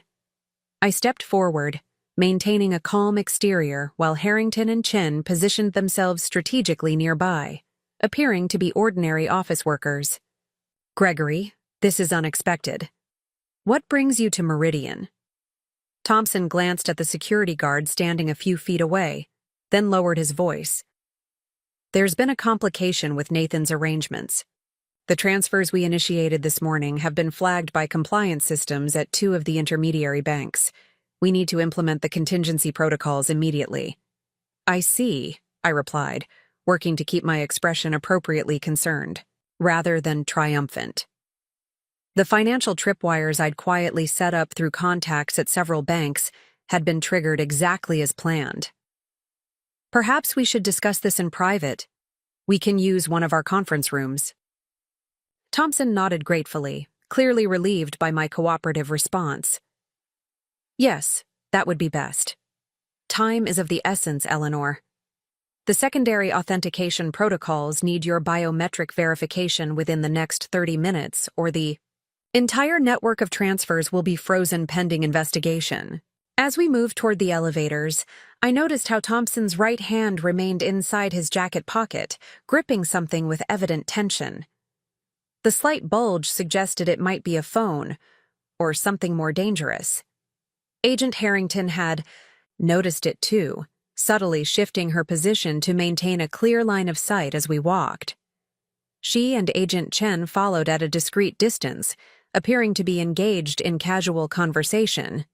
Which contingency protocol did Nathan indicate we should use? I asked casually as we waited for the elevator. He mentioned several options this morning, but things were a bit rushed. Thompson's expression flickered with momentary confusion. Protocol C, of course, the full extraction scenario. He lowered his voice further. Eleanor, hasn't Nathan contacted you? There's been an incident at the medical center. The whole press conference has been compromised. My phone's been in do not disturb mode during a client meeting, I explained smoothly. What kind of incident? The elevator arrived with a soft chime, and as the doors opened, Thompson's hand emerged from his pocket. Not holding a weapon, but a small electronic device that looked like a specialized phone. I'll explain everything once we're secure. We need to move quickly. As we stepped into the elevator, Agent Harrington and Chen moved with practiced efficiency, positioning themselves on either side of Thompson. Mr. Gregory Thompson, Harrington announced, displaying her credentials. I'm Special Agent Christine Harrington with the FBI. You're under arrest for conspiracy to commit wire fraud, securities fraud, and money laundering. Thompson's reaction was immediate and violent. He lunged for the elevator control panel, simultaneously raising the electronic device in his hand. System Purge Alpha, he shouted into it, clearly triggering some prearranged command. Agent Chen reacted instantly, subduing Thompson with a swift takedown that sent the device skittering across the elevator floor. I backed against the wall as Harrington secured it, examining the screen which was now displaying a rapidly executing program. Remote Data Destruction Protocol, she announced grimly, immediately contacting her team via radio. All units suspected have initiated electronic countermeasures. Secure all devices at Blackwood residence and office locations immediately. As Chen handcuffed the now subdued Thompson, Harrington turned to me. This device was activating remote wiping of electronic systems. Do you know what might be targeted? The realization hit me with sickening clarity. The home network, Nathan's private servers, the research database. I pulled out my phone, quickly accessing the home security system I'd modified with my own independent backup protocols. I can at least save the security footage and access logs if I... Before I could complete the process, my phone screen flashed with an incoming call from an unknown number. Given the circumstances, I showed it to Harrington before answering the speaker. Eleanor Blackwood, I answered cautiously. Hello, Eleanor. Nathan's voice, calm and controlled despite the chaos of the last hour. I believe we need to discuss the terms of our separation. I froze, looking at Harrington in confusion. Nathan should have been in FBI custody, not making phone calls. Nathan? Where are you? His soft chuckle sent a chill down my spine. Let's just say the FBI's arrest procedures have certain vulnerabilities when dealing with someone of my resources and preparation. But that's not why I'm calling. Harrington was already on her radio, urgently requesting status updates from the transport team. The tension in her face confirmed my growing dread. "What do you want, Nathan?" I asked, fighting to keep my voice steady. Want? Such a simple word for a complex situation. His tone was almost conversational, as if we were discussing dinner plans rather than speaking from wherever he'd managed to escape to. "I want recognition for my research. I want the freedom to continue my work without regulatory interference. I want the life I've spent decades building." He paused, his voice hardening. "But most immediately, I want you to understand the consequences of your betrayal, Eleanor. Did you really think I wouldn't have contingency plans for this exact scenario? That I wouldn't recognize your hand in all of this?" Harrington's radio crackled with an urgent report. "Transport team down. 2 agents were injured. Subject escaped approximately 7 minutes ago. Assistance required. Repeat, assistance required," Nathan continued, having clearly heard the radio transmission. "You've always been brilliant with numbers, Eleanor. So, let me give you some to consider. 27 patients are currently receiving my treatment protocol. 8 of them are children. All of them with monitoring implants that can be remotely adjusted to deliver a lethal electrical stimulus with the press of a button." My blood ran cold as I realized what he was saying. "Nathan, those are innocent people. Innocent? Perhaps? Leverage? Definitely." His voice was clinical, detached, the same tone he used when discussing complex surgical procedures. "Here's my proposal. The FBI terminates their investigation. All charges dropped. My research continues without interference. In exchange, 27s. Patients get to live." Agent Harrington, her face pale but determined, took over. "Dr. Blackwood, this is Special Agent Christine Harrington. You should know that threats against patients elevate this situation to terrorism charges. The negotiation you're attempting won't—" "I'm not negotiating, Agent Harrington," Nathan interrupted smoothly. "I'm stating facts. My research facility has a proprietary remote monitoring system for all neural implants. That system includes emergency intervention capabilities designed to terminate treatment in case of adverse reactions. With simple code modifications, those same capabilities can deliver fatal stimulation patterns." The clinical precision of his threat made it all the more terrifying. This wasn't an emotional outburst, but a calculated strategy from a man who had anticipated this scenario and prepared accordingly. "You have 90 minutes to arrange my demands," Nathan continued. "After that, I'll begin with adult patients first, 1 every 15 minutes. The children will be last, a professional courtesy, shall we say." He paused, then added with chilling finality, "Oh, and Eleanor? I've left something for you at home. Consider it a parting gift between spouses. 90 minutes. The line went dead, leaving us staring at each other in the elevator's confined space. The next 15 minutes unfolded in a blur of urgent activity. Agent Harrington converted the Meridian Consulting Conference Room into an emergency command center, coordinating, with field teams, medical experts, and technical specialists while I struggled to process Nathan's transformation from brilliant neurologist to terrorist. "We need to locate and secure the control system for these implants," Harrington directed as her team expanded around us. "Doctor, Morgan is being brought here from the field office. Her medical expertise might help us understand what we're dealing with." I paced the length of the conference room, forcing my shock aside to focus on the immediate threat. Nathan maintains 3 separate research facilities: the main lab at Rainier Medical Center, a secondary facility at the university, and a private lab in our home's basement. I paused, remembering his final words. He said he left something for me at home. Could the control system be there? Possibly, but it could also be a trap, Harrington warned. We already have teams securing the medical center and university facilities. I'm deploying a specialized unit to your residence now, but they'll need guidance on what to look for. Pulled up the home's architectural plans on my laptop, indicating the basement laboratory's layout. The lab is here, access controlled through this door.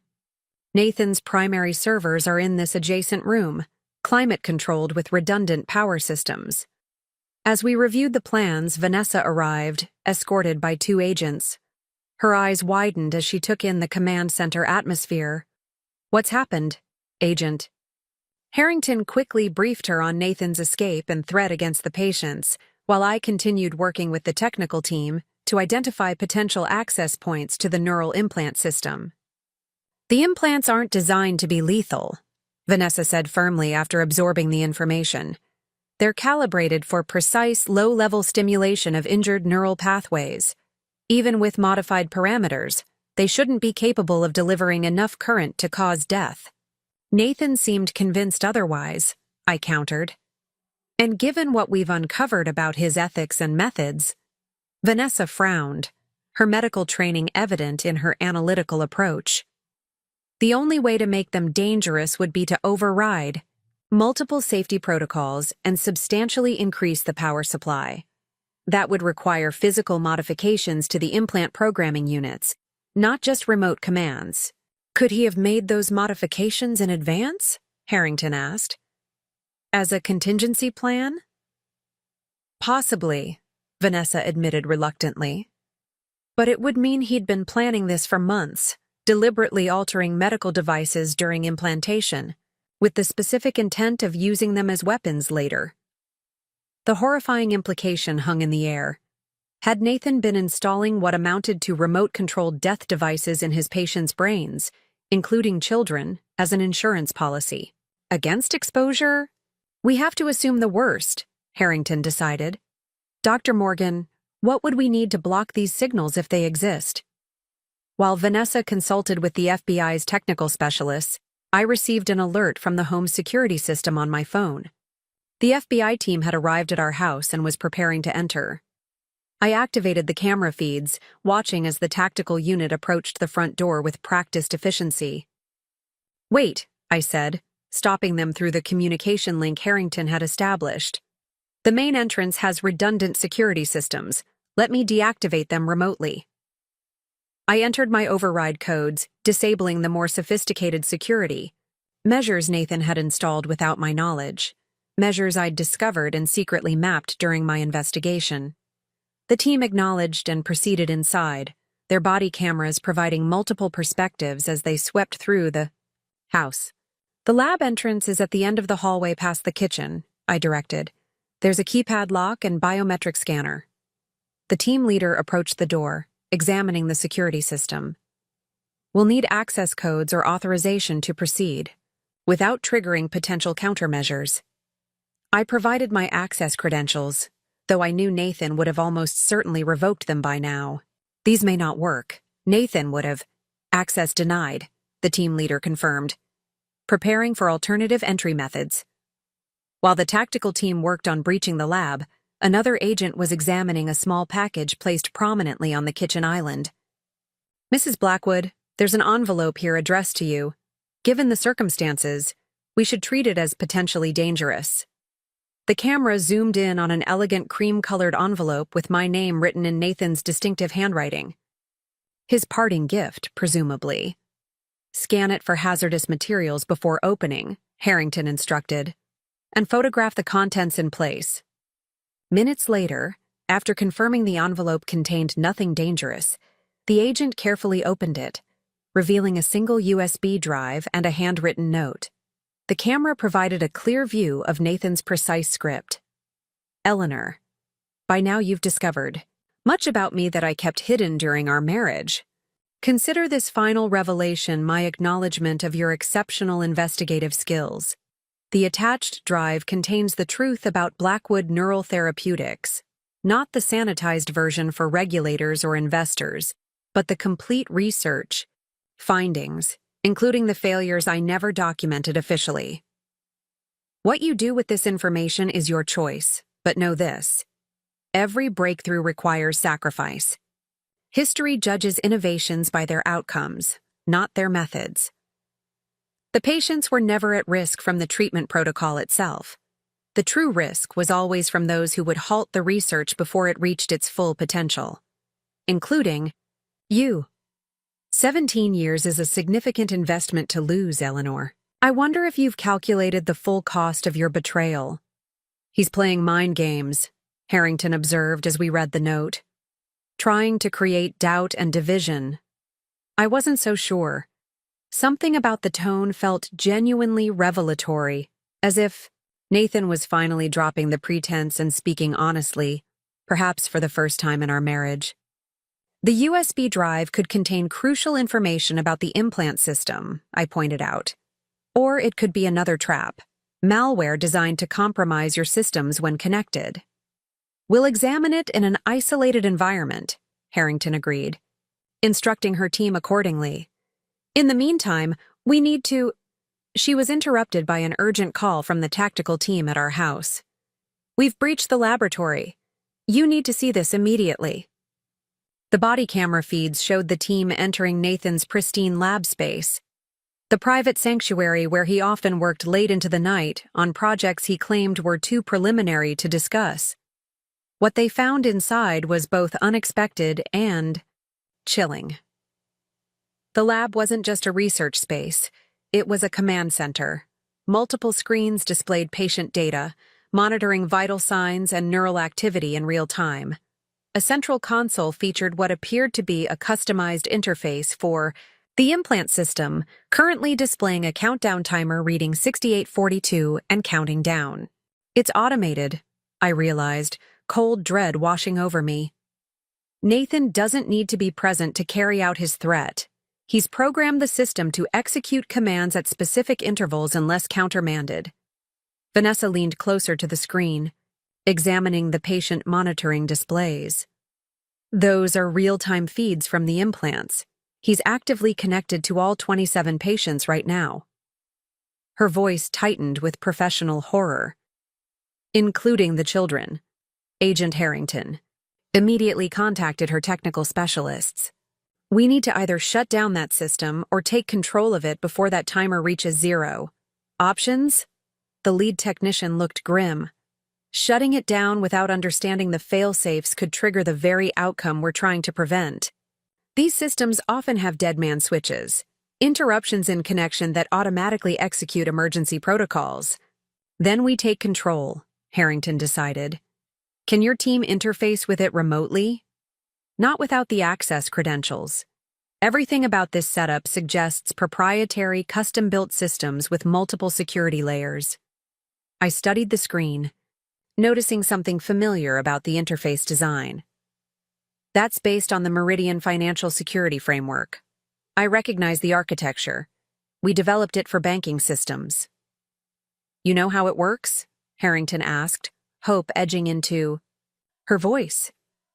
I helped design the original system, I confirmed. Nathan must have adapted it for his purposes. The core authentication protocols would be similar, even with modifications. A plan began forming in my mind, dangerous but potentially our only option given the time constraint. I need to go there, in person, if it's based on the Meridian framework. I might be able to bypass the security using administrator overrides we built into the original system. Harrington looked skeptical. It's too risky.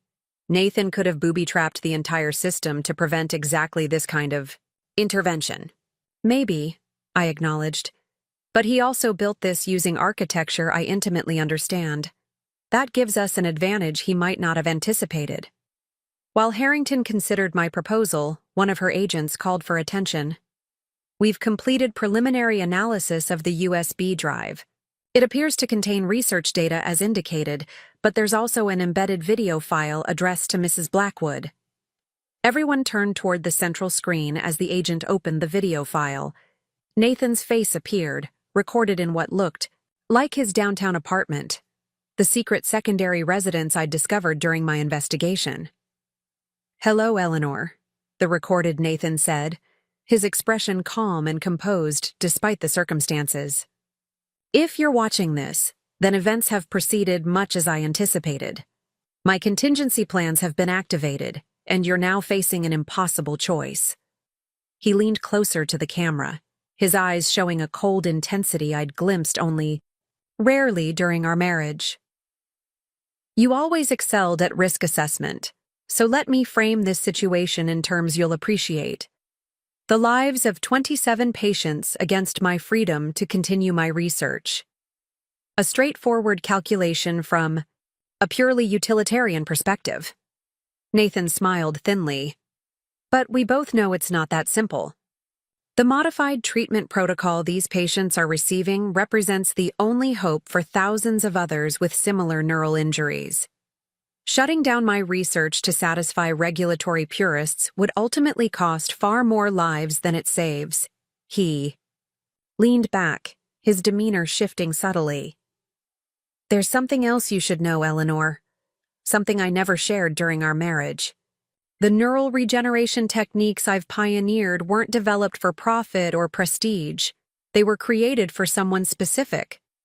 For the first time, a genuine emotion flickered across Nathan's features, something that looked almost like grief. My sister Caroline has been in a persistent vegetative state for 23 years, following a car accident when she was 16. The accident that killed our parents and left me as her only family, her only advocate. I gasped audibly. In 17 years of marriage, Nathan had never once mentioned a sister. He had always claimed to be an only child whose parents died in an accident during his medical school years. She's been in a private care facility under a different name, Nathan continued. Every treatment advancement, every protocol refinement, has been tested and adapted with her condition in mind. The children in the current trial group have neural damage patterns remarkably similar to Caroline's. He paused, letting the revelation sink in. So you see, Eleanor, this isn't just about my research or my freedom. It's about the one promise I've never broken, to find a way to bring my sister back. The video ended abruptly, leaving us staring at a frozen frame of Nathan's face, more vulnerable and human than I'd seen it in years. Agent Harrington broke the stunned silence. We need to verify this information immediately. If he does have a sister in long-term care, we need to locate her. But I was already processing the implications of this revelation. If Nathan's primary motivation had been helping his sister rather than pure profit or prestige, it didn't excuse his methods, but it did recontextualize them. It also suggested a potential leverage point, one that might allow us to resolve the crisis without loss of life. I need to talk to him, I said suddenly. Not to negotiate his freedom, but to offer an alternative he might accept. Absolutely not, Harrington replied firmly. We don't negotiate with terrorists regardless of their motivations. It's not negotiation, I insisted. It's a redirect. If his core motivation is truly helping his sister and similar patients, there might be a path forward that doesn't require either capitulation to his demands or risking patient lives. The timer on the lab console continued its relentless countdown. 65, Parker 17, 65, 16, 65, Cat 15. Every second brought us closer to Nathan's deadline, with 27 lives hanging in the balance. The journey to our home on Queen Anne Hill took exactly 12 minutes, though it felt far longer as I sat in the back of an FBI tactical vehicle, mentally preparing for what might be the most important confrontation of my life. Agent Harrington had reluctantly agreed to my plan, but only with significant safeguards in place. You'll wear this communications device at all times, she instructed, fitting a nearly invisible earpiece into my ear. Our behavioral analysts will be monitoring every exchange and providing real-time guidance if needed. I nodded, focusing on remaining calm despite the growing pressure. The timer in Nathan's lab had continued its countdown, now showing just under 63 minutes remaining. Remember, your only objective is to buy time and identify a way to safely disable the implant control system, Harrington continued. Do not, under any circumstances, attempt to negotiate terms for his surrender, without authorization. As we approached the house, I could see the perimeter established by FBI agents, discreet but comprehensive, with tactical teams positioned out of sight from the street. To any neighbors glancing out their windows, it might appear to be nothing, more unusual than a gathering of unmarked vehicles. We've established that the system isn't transmitting signals to any external location, the technical lead briefed me. Everything is contained within the lab's local network, which is a mixed blessing. It means we don't have to worry about Nathan triggering it from a remote location, but it also means any shutdown or override needs to happen directly at the source. The vehicle stopped a block from the house, allowing me to approach on foot, as if returning home normally, a precaution in case Nathan had additional surveillance we hadn't identified. Remember, we have no confirmation that Nathan isn't physically present somewhere in the house, Harrington warned one final time. Our thermal scans suggest no other occupants, but the basement lab is heavily shielded. Proceed with extreme caution. Walked the familiar path to our front door, the weight of 27 lives pressing down on me with each step. The same door I'd left through just hours earlier, believing the worst was over. How drastically everything had changed. The tactical team had restored the house to its normal appearance after their initial entry, making it seem as though nothing was amiss. I entered my security code and stepped inside, immediately struck by the eerie normalcy of it all. The same elegant foyer, the same grandfather clock ticking steadily in the hallway, the same carefully curated art on the walls. All of it now felt like an elaborate stage set rather than a home. "I'm inside," I murmured, knowing the team would hear me through the communication device. Proceeding to the lab, I moved through the quiet house toward the basement entrance, every sense alert for any sign of Nathan's presence. The door to the lab stood open where the tactical team had breached it earlier. Descending the stairs, I could see the blue glow of multiple monitors casting shadows across the immaculate space. Nathan's private lab had always been off limits to me, his creative sanctuary, where he could work without distraction. Now I understand why. The room was a testament to his deception. One wall displayed brain scans labeled with patient identifiers. Another held pharmaceutical formulations that didn't match the officially documented treatment protocols, and the central workstation controlled it all. The countdown timer dominated the main screen, 61:42, 61:41, 61:40. "I'm at the control console," I reported quietly. "Beginning system assessment." I sat at Nathan's ergonomic chair, taking in the sophisticated interface before me. As I'd suspected, the underlying architecture was based on the Meridian security framework, but with significant modifications. Nathan had retained the core structure while adding layers of proprietary protection. "The system is requiring multiple authentication factors," I informed the technical team. "Biometric, password, and what appears to be a physical security key." "Can you bypass them?" came the response in my ear. I studied the interface, looking for the backdoor access routes we'd built into the original Meridian system. "Possibly, but it will take time. I'm going to try administrator override protocols first." As I began working through the system's defenses, a notification appeared on one of the secondary monitors. "Incoming communication request." My heart jumped. "There's an incoming call to the system. It has to be Nathan." "Accept it, Harrington," directed after a brief consultation with her team. "Keep him talking while we continue working on the technical solution." I clicked to accept the communication, and Nathan's face appeared on the screen. He was in a location I didn't recognize, minimalist, windowless, possibly underground. "Eleanor," he greeted me, his tone almost conversational. "I thought you might find your way to the lab. You always were remarkably resourceful." "Nathan," I acknowledged, fighting to keep my voice steady. "You've gone to extraordinary lengths to make your point." His expression remained composed, clinical. "Not to make a point, Eleanor. To protect my life's work. There's a difference." I gestured toward the patient monitoring screens. "By threatening innocent people? Children? This isn't protection, Nathan. It's terrorism."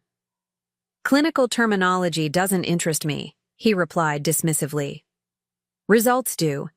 And right now, The result I need is for the FBI to stand down and allow my research to continue without interference. I leaned forward, thinking of the sister he'd kept secret for 17 years. Tell me about Caroline.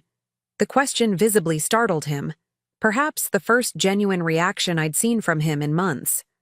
For a brief moment, his carefully constructed facade cracked, revealing something raw underneath. You've seen the video, he recovered quickly. Then you understand why this research can't be allowed to fail. She's been waiting 23 years for a breakthrough, Eleanor. 23 years while regulatory bureaucrats and ethical hand-wringers debate acceptable parameters and tolerable risk levels. I understand your motivation, I said carefully, following the guidance being whispered in my ear by the FBI behavioral analyst. But holding patients hostage undermines everything you claim to be working toward.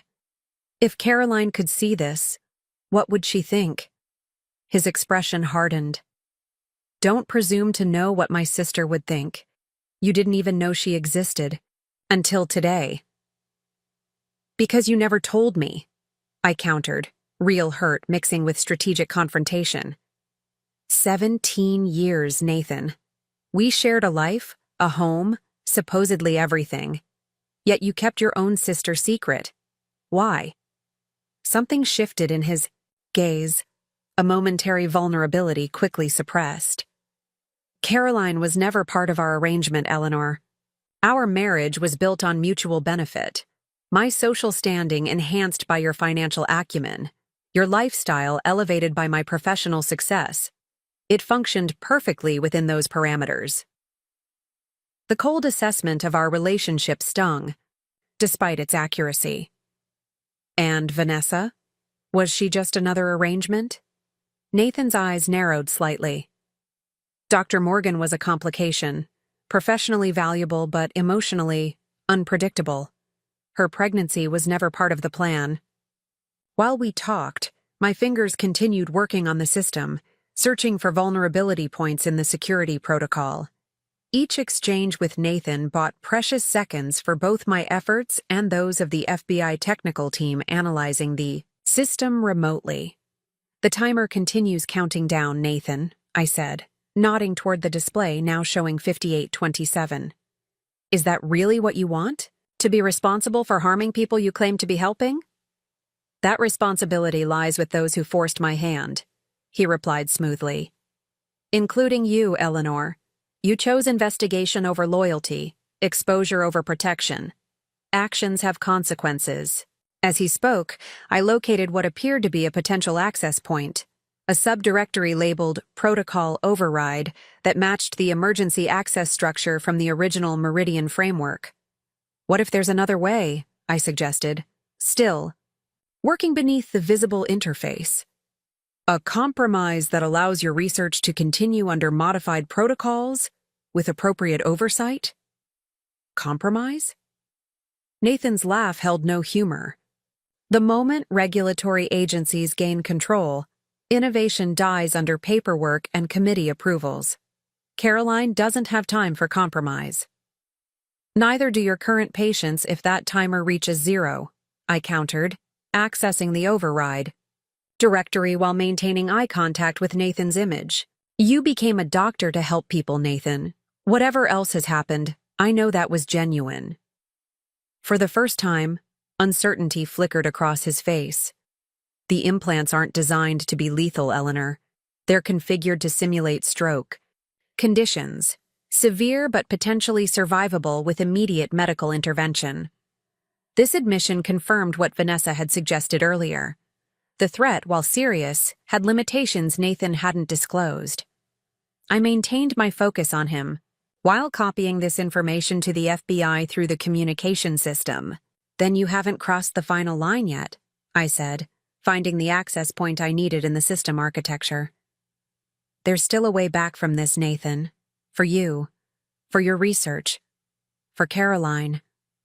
The mention of his sister again caused that momentary crack in his facade, the vulnerability I needed to keep him engaged while I worked. What way back? He asked, skepticism evident but not dismissive. The FBI is already building their case. The research is compromised. the funding will evaporate. I paused my typing, looking directly into the camera. Let me see her, Nathan. Take me to Caroline. My request to see Caroline clearly caught Nathan off guard. His composed expression faltered, genuine surprise replacing his clinical detachment. That's not possible, he said after a moment's hesitation. Her location is secure and private. It's the only way forward, Nathan, I insisted, still working on the system override while maintaining eye contact with his image. If your motivation truly is helping Caroline, let me understand who she is, what she means to you. Help me see what's driving all of this. In my ear, Agent Harrington's voice was cautious but supportive. This could work. If he takes you to his sister, it gives us a chance to locate him and end this standoff. Nathan studied me through the video connection, his analytical mind visibly weighing options, calculating risks and benefits with the same precision he applied to surgical procedures. Why would you want to see her? He finally asked. What possible difference could it make at this point? Because for 17 years I thought I knew you, I answered truthfully. Now I realize there was an entire part of your life, the most important part, that you kept hidden. I want to understand why this matters so much that you'd risk everything for it. Something shifted in Nathan's expression, a softening almost. Imperceptible to anyone who hadn't studied his micro-expressions for nearly 2 decades. She's all I have left, Eleanor, the only family that matters.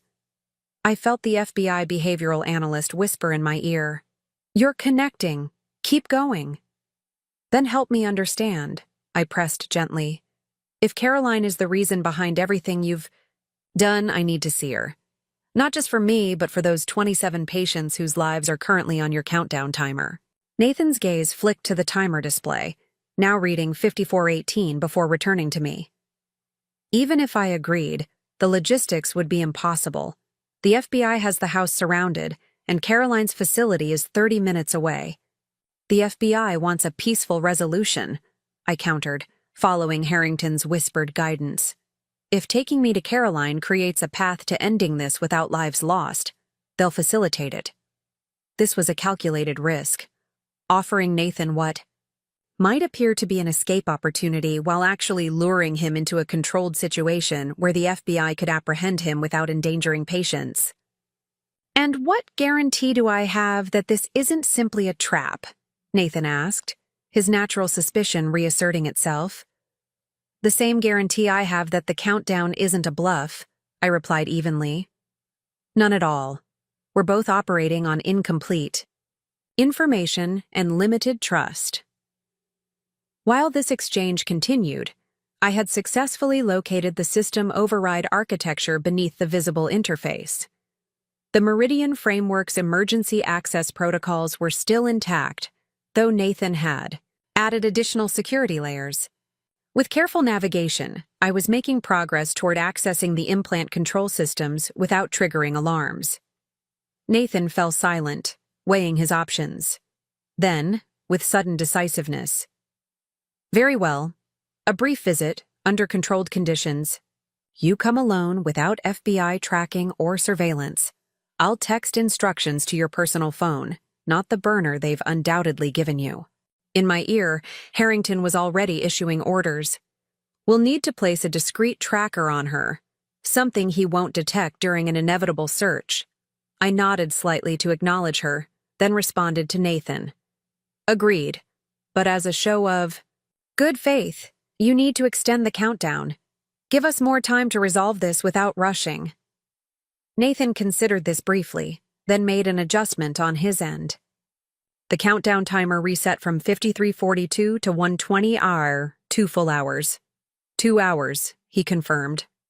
But if you're not at the designated location within 30 minutes, or if I detect any FBI presence, the timer reverts to immediate execution.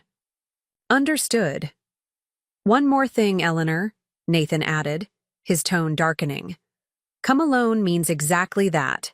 No Agent Harrington, no tactical teams, and especially no Dr. Morgan. Just you. The specific mention of Harrington by name confirmed what I'd suspected. Nathan had access to information from inside the FBI operation, Perhaps through surveillance I hadn't detected or an informant within their ranks. Just me, I confirmed, maintaining a calm exterior while signaling this concerning development to Harrington through a prearranged gesture. Nathan ended the video call abruptly, leaving me staring at the blank screen while the countdown timer continued its measured pace at the new 2-hour mark. "He has inside information," Harrington said immediately through my earpiece. "We need to assume operational security is compromised." I rose from the console, having completed as much of the override preparation as possible. "I've established a backdoor into the system. Your technical team should be able to access it remotely using the credentials I've transmitted. It won't stop the countdown yet, but it gives us visibility into the full implant control architecture." "Excellent work," Harrington acknowledged. "Now, about this meeting.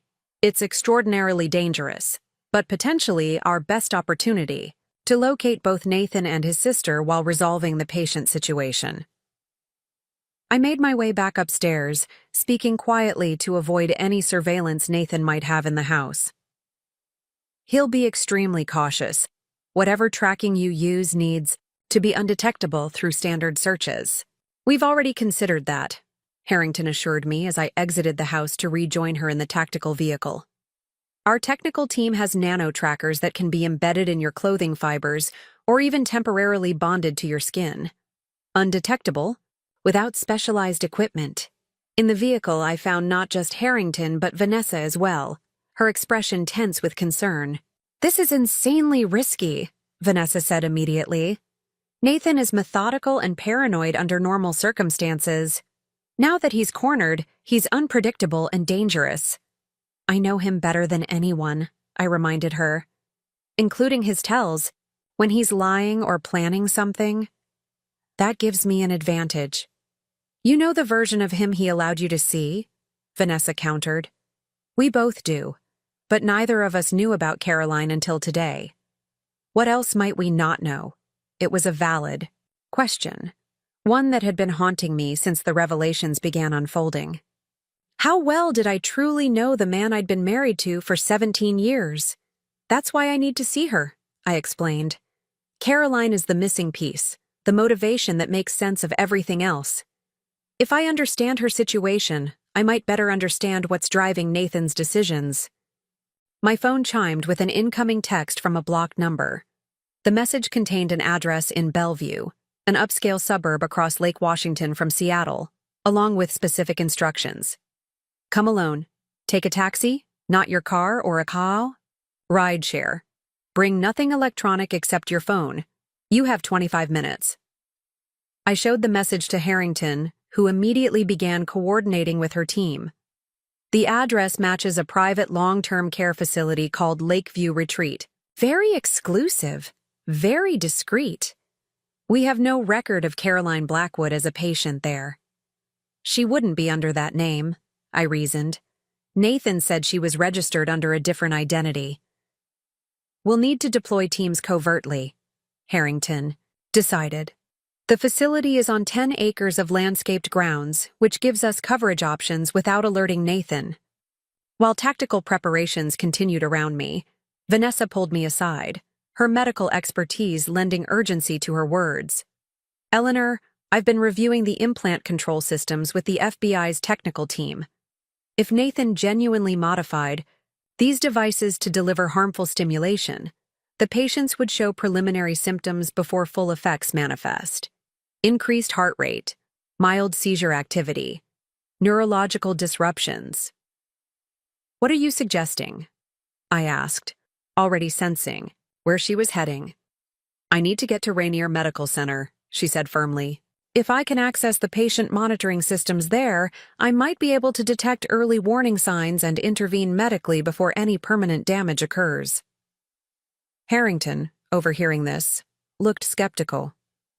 "Dr. Morgan, we can't risk Nathan detecting your presence at the hospital.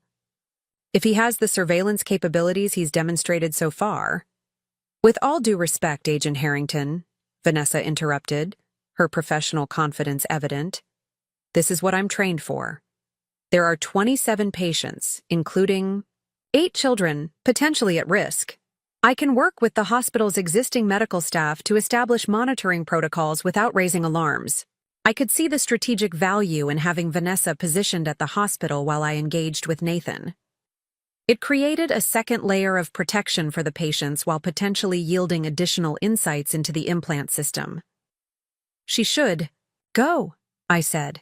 Nathan's focus will be entirely on me and the facility where Caroline is located.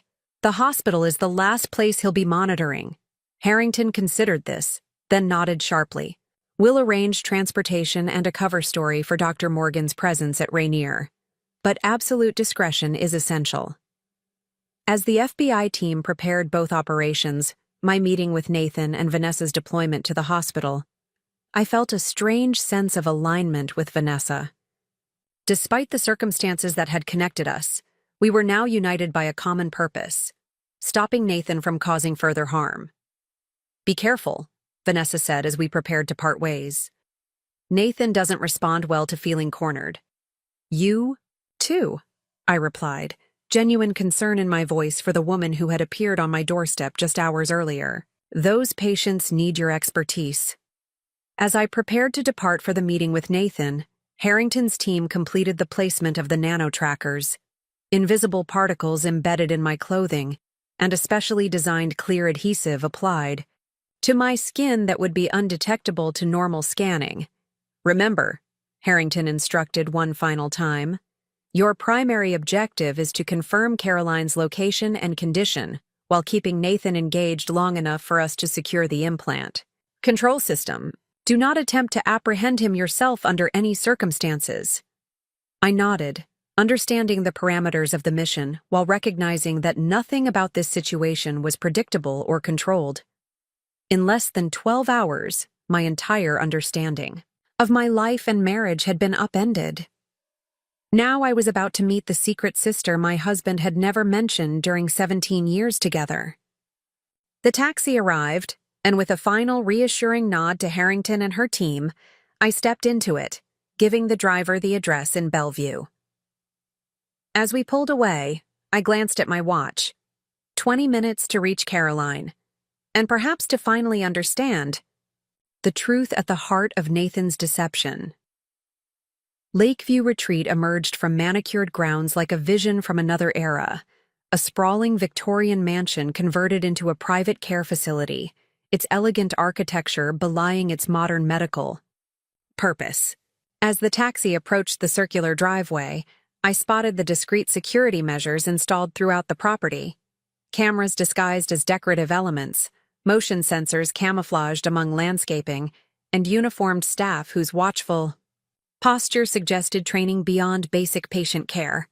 The facility perfectly matched Nathan's exacting standards: exclusive, private, and meticulously controlled. I paid the taxi driver and approached the main entrance, where a security guard in a suit that failed to completely conceal his tactical harness stepped forward. "Mrs. Blackwood," he greeted me without being told my name. "You're expected. Please, follow me." Rather than leading me through the main entrance, he guided me to a side door that opened onto a private elevator. "Dr. Blackwood is waiting for you on the 3rd floor. You'll be scanned before proceeding."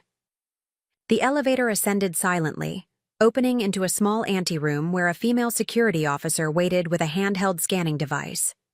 "Arms out, please," I complied, knowing Nathan would have insisted on thorough screening. The scanner passed over my clothing, lingering briefly near the nano-trackers but ultimately registering nothing suspicious. The FBI's technology had worked as promised. "She's clear," the woman announced, stepping aside as a door opened to reveal Nathan waiting in a corridor beyond. He looked different than he had on the video call, his usual immaculate appearance slightly disheveled, a shadow of stubble on his jaw, and a tension in his posture that I recognized as physical and emotional exhaustion. Despite everything, some deeply ingrained part of me briefly wanted to reach out to him, to ease the burden he carried. I suppressed the impulse, reminding myself of the 27 lives still at risk. "Eleanor," he acknowledged with a nod. "You're punctual, as always." "Some habits survive even the collapse of a marriage," I replied evenly. Where is Caroline? Nathan studied me for a moment, perhaps searching for signs of deception or FBI coaching. Whatever he saw seemed to satisfy him. This way. He led me. Down a corridor of private rooms, each door marked only with a number rather than a patient name. The hallway was eerily quiet, staffed by nurses who nodded respectfully to Nathan as we passed. Not just a patient's family member, I realized. Nathan was known and respected here, possibly involved in the facility's management. We stopped before a door marked 317. Nathan's hand hesitated on the handle, the first genuine uncertainty I'd seen from him in years. Before we go in, he said quietly, you should know that Caroline's condition is complex. External signs of awareness are minimal, but her neural activity suggests much more is happening internally. That disconnect is what my research aims to bridge. He pushed open the door, revealing a sunlit room that looked more like an elegant private bedroom than a medical facility. Advanced medical equipment had been integrated discreetly into the decor, monitoring systems disguised within wooden cabinets, EV stands crafted to resemble decorative floor lamps. And in the center, in a specialized bed positioned to face floor-to-ceiling windows overlooking Lake Washington, lay a woman in her late 30s. Caroline Blackwood's resemblance to her brother was striking. The same defined features, the same dark hair now threaded with premature silver. Her eyes were open but unfocused, gazing at nothing. I come here every Sunday, Nathan said softly. Read to her from the scientific journals. Update her on my research progress. 17 years of Sundays, Eleanor. While you thought I was at the hospital catching up on paperwork, I approached Caroline's bedside, taking in the sophisticated monitoring equipment, the personalized environment Nathan had created for her. Family photos decorated her nightstand, pictures of Caroline and Nathan as children, their parents, moments from a life interrupted decades ago. Why hide her from me? I asked the question that had been haunting me since discovering her existence. Why keep this secret? Nathan moved to his sister's side, adjusting her blanket with a gentle familiarity that revealed years of practiced care. At first, it was compartmentalization. My life had two distinct spheres, professional success and Caroline's care. I saw no reason to merge them. And later, he met my gaze directly. Later, I recognized that you would disapprove of my research methods, even understanding their purpose. You've always had rigid ethical boundaries, Eleanor. Admirable in a financial analyst, limited in medical research with profound human stakes. There was truth in his assessment, which made it sting all the more. I would have objected to data, manipulation, and patient endangerment, regardless of the motivation. We both knew it. You never gave me the chance to understand, I said quietly. You made that decision for both of us. Yes, he acknowledged without apology. I did. I moved closer to Caroline, studying her peaceful expression. The neural implant. Technology. You developed it specifically for her condition? Nathan nodded.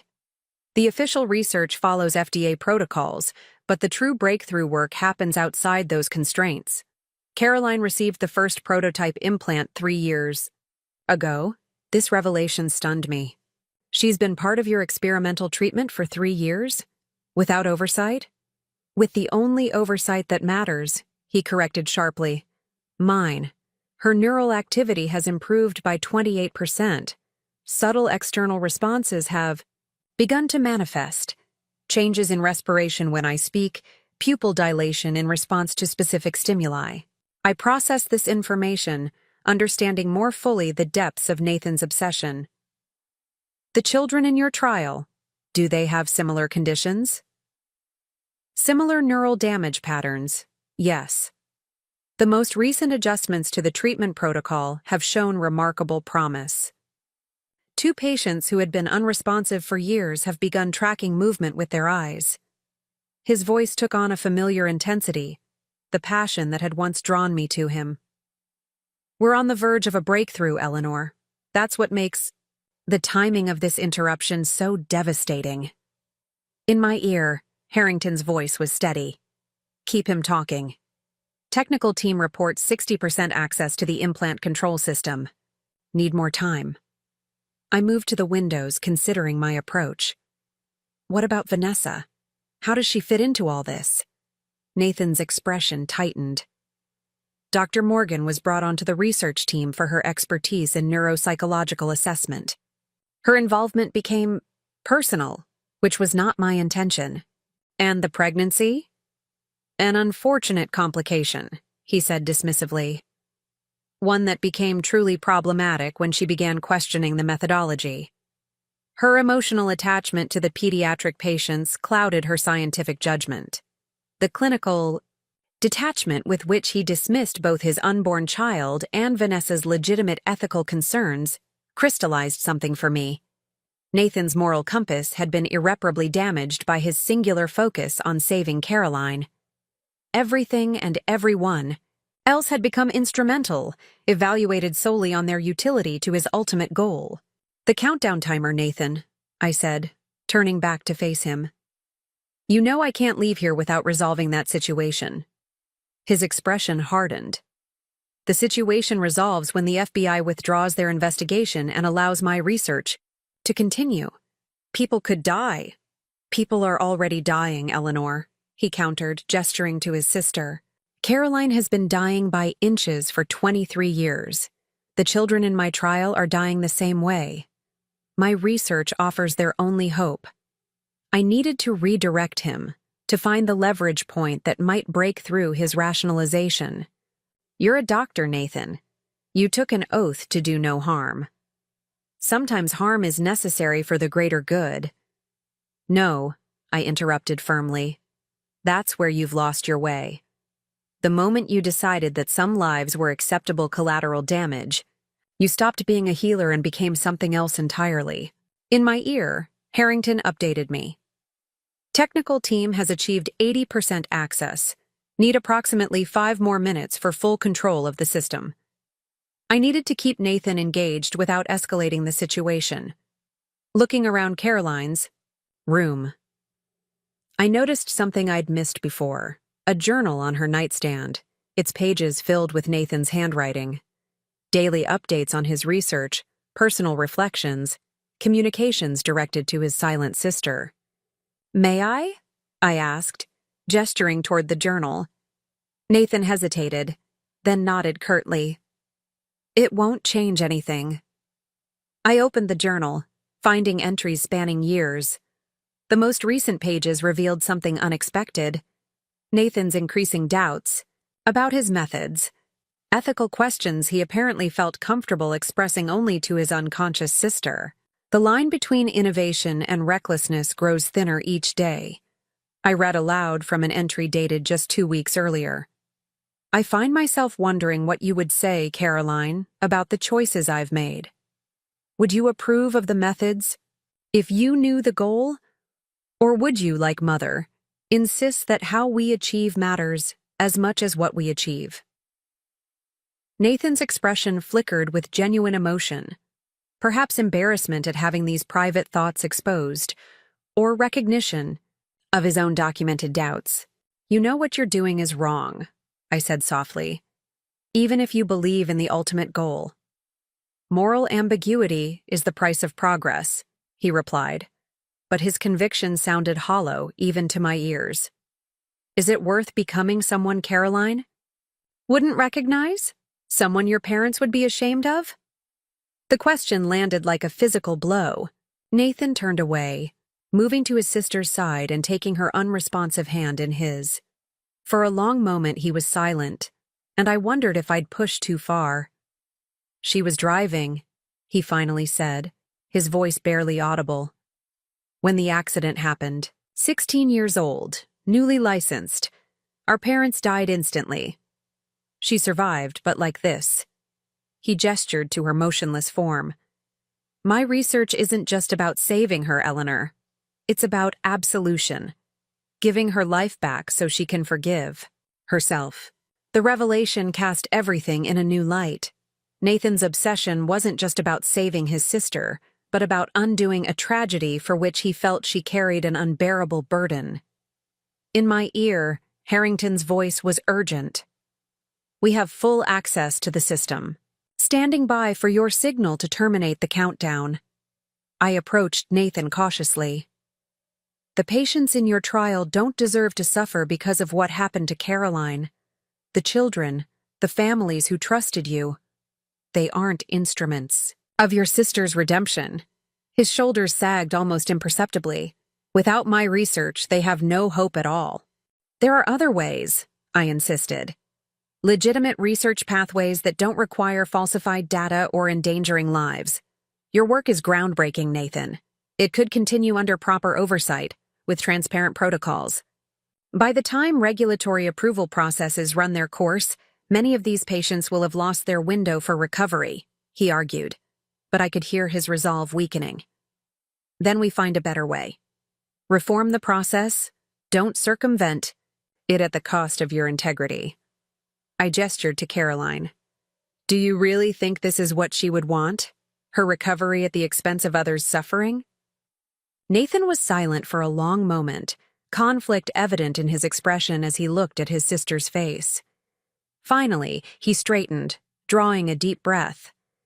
"The implants were never designed to be lethal," he admitted.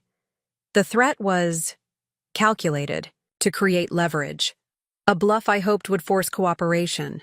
Relief washed through me, though I maintained my composure. "End it, Nathan. Disable the countdown. Let's find a better path forward, one that honors Caroline's life without compromising yours." After another long moment, Nathan nodded once, almost imperceptibly. "My phone has a secure connection to the lab system. I can terminate the protocol remotely." As Nathan reached for his phone, Harrington's voice came through my earpiece. "We've already disabled the countdown system. All patients are secure. FBI teams are in position throughout the facility." I watched as Nathan entered a series of commands on his phone, believing he was stopping a threat that had already been neutralized. His expression showed genuine relief when the screen confirmed the termination command had been received. "It's done," he said quietly. "The patients are safe." I nodded, understanding that this moment of voluntary surrender, even if partly orchestrated, might be significant for whatever legal proceedings followed. "What happens now is up to you, Nathan. You can resist and risk everything, or cooperate, and potentially salvage something meaningful from your research. You know me well enough to know I don't surrender easily," he said, a shadow of his former confidence returning. "I know you well enough to know that Caroline would want you to do the right thing," I countered. "Even now, even after everything." The door to the room opened and Agent Harrington entered, followed by 2 tactical agents. "Dr. Nathan Blackwood, you're under arrest for wire fraud, securities fraud, and making terrorist threats. You have the right to remain silent." Nathan's eyes remained locked with mine as Harrington recited his rights. No resistance, no attempt to escape. Just quiet resignation as he was handcuffed and led from the room. Before crossing the threshold, he paused, looking back at his sister one last time. "Take care of her, Eleanor. Whatever happens to me, she shouldn't be alone." It was the most genuine request he'd made in our entire marriage, not calculated, not manipulative, just raw concern for the sister he'd devoted his life to saving. "I will," I promised, and meant it. After Nathan was escorted away, I remained with Caroline, studying the woman whose existence had shaped my marriage in ways I'd never understood. I picked up Nathan's journal, reading entries that chronicled years of devotion alongside ethical compromise, the slow erosion of principles in service of a desperate goal. My phone buzzed with a message from Vanessa. "Patients all stable. No evidence of adverse effects from implants. Coming to Lakeview now." An hour later, Vanessa joined me in Caroline's room, her medical expertise allowing her to review the extensive charts and monitoring data Nathan had maintained. "His core research is legitimate," she concluded after examining everything.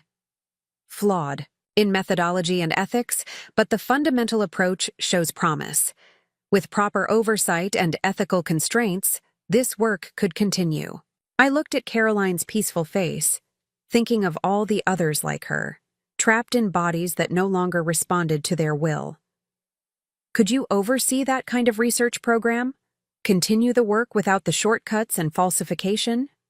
Vanessa considered this carefully.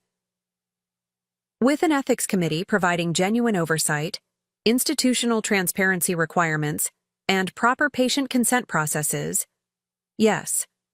The foundations are sound, even if Nathan's methods weren't. 6 months later, on a crisp autumn morning, I stood in a federal courtroom as Nathan's sentencing concluded.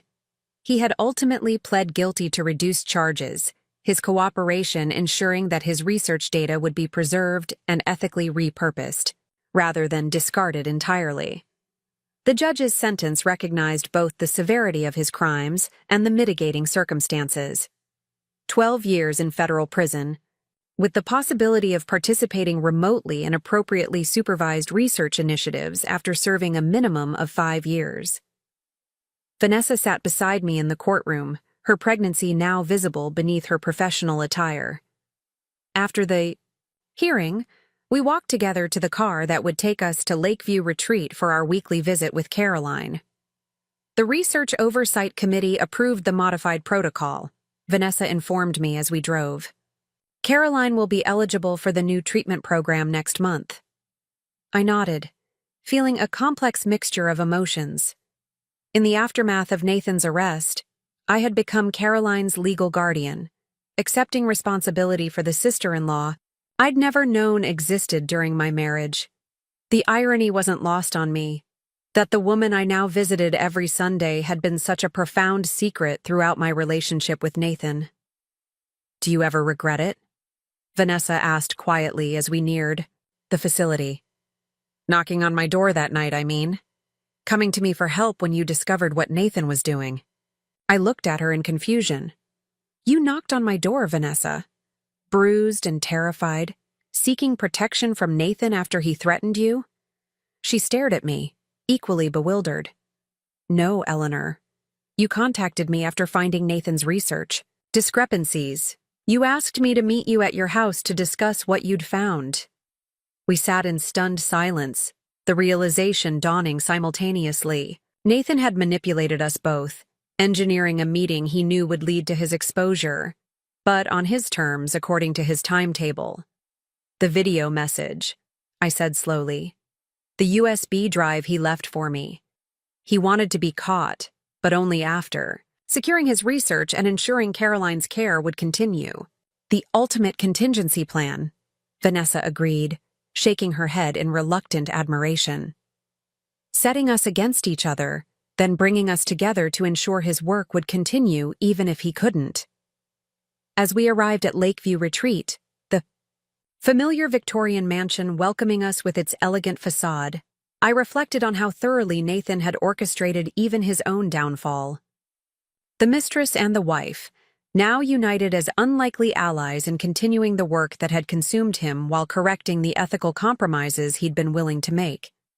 Caroline's room was bright with autumn sunlight when we entered. The latest neural monitoring equipment, installed as part of the new, ethically approved research program Vanessa now directed, showed encouraging patterns of activity. I took Caroline's hand, continuing the tradition Nathan had begun of reading to her, from medical journals and research updates.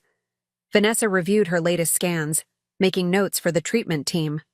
There's definitely increased response to auditory stimuli, Vanessa noted, studying the readouts. The foundations of Nathan's work were sound, even if his methods weren't. I looked at Caroline's face, so similar to her brother's, yet somehow more peaceful. He thought the ends justifies the means, that saving her was worth any cost. And you? Vanessa asked. What do you believe now, after everything? I considered the question carefully, thinking of the 17 years of my marriage, the discoveries that had shattered it, and the unexpected purpose I'd found in its aftermath. I believe that how we help matters as much as how we help, I said finally. Caroline deserves to wake up to a world where her brother's brilliance saved lives ethically, not one where his crimes overshadow his contributions. Vanessa nodded, resting her hand briefly on her growing abdomen. Then that's the world we'll build. For Caroline, for the patients in the program, and for this little one too. As the autumn light cast long shadows through the room, I realized that the story that had begun with a desperate knock on my door had transformed into something neither Nathan nor I could have anticipated. A partnership of unlikely allies united by a common purpose, working to salvage hope from the wreckage of deception. Caroline's monitors beeped softly, registering a subtle change in neural activity as I continued reading. A small response, perhaps coincidental, but meaningful in a journey measured in incremental victories. Some might call it justice, others redemption. For me, it was simply the truth finally emerging from the shadows of secrets too long kept, and the beginning of something new from the ashes of what had been lost. Looking for more? We've got 2 amazing stories ready for you right on screen. If this one touched you, these are absolutely worth your time. Click to watch them now, and hey, subscribe and hit that bell to never miss our latest uploads.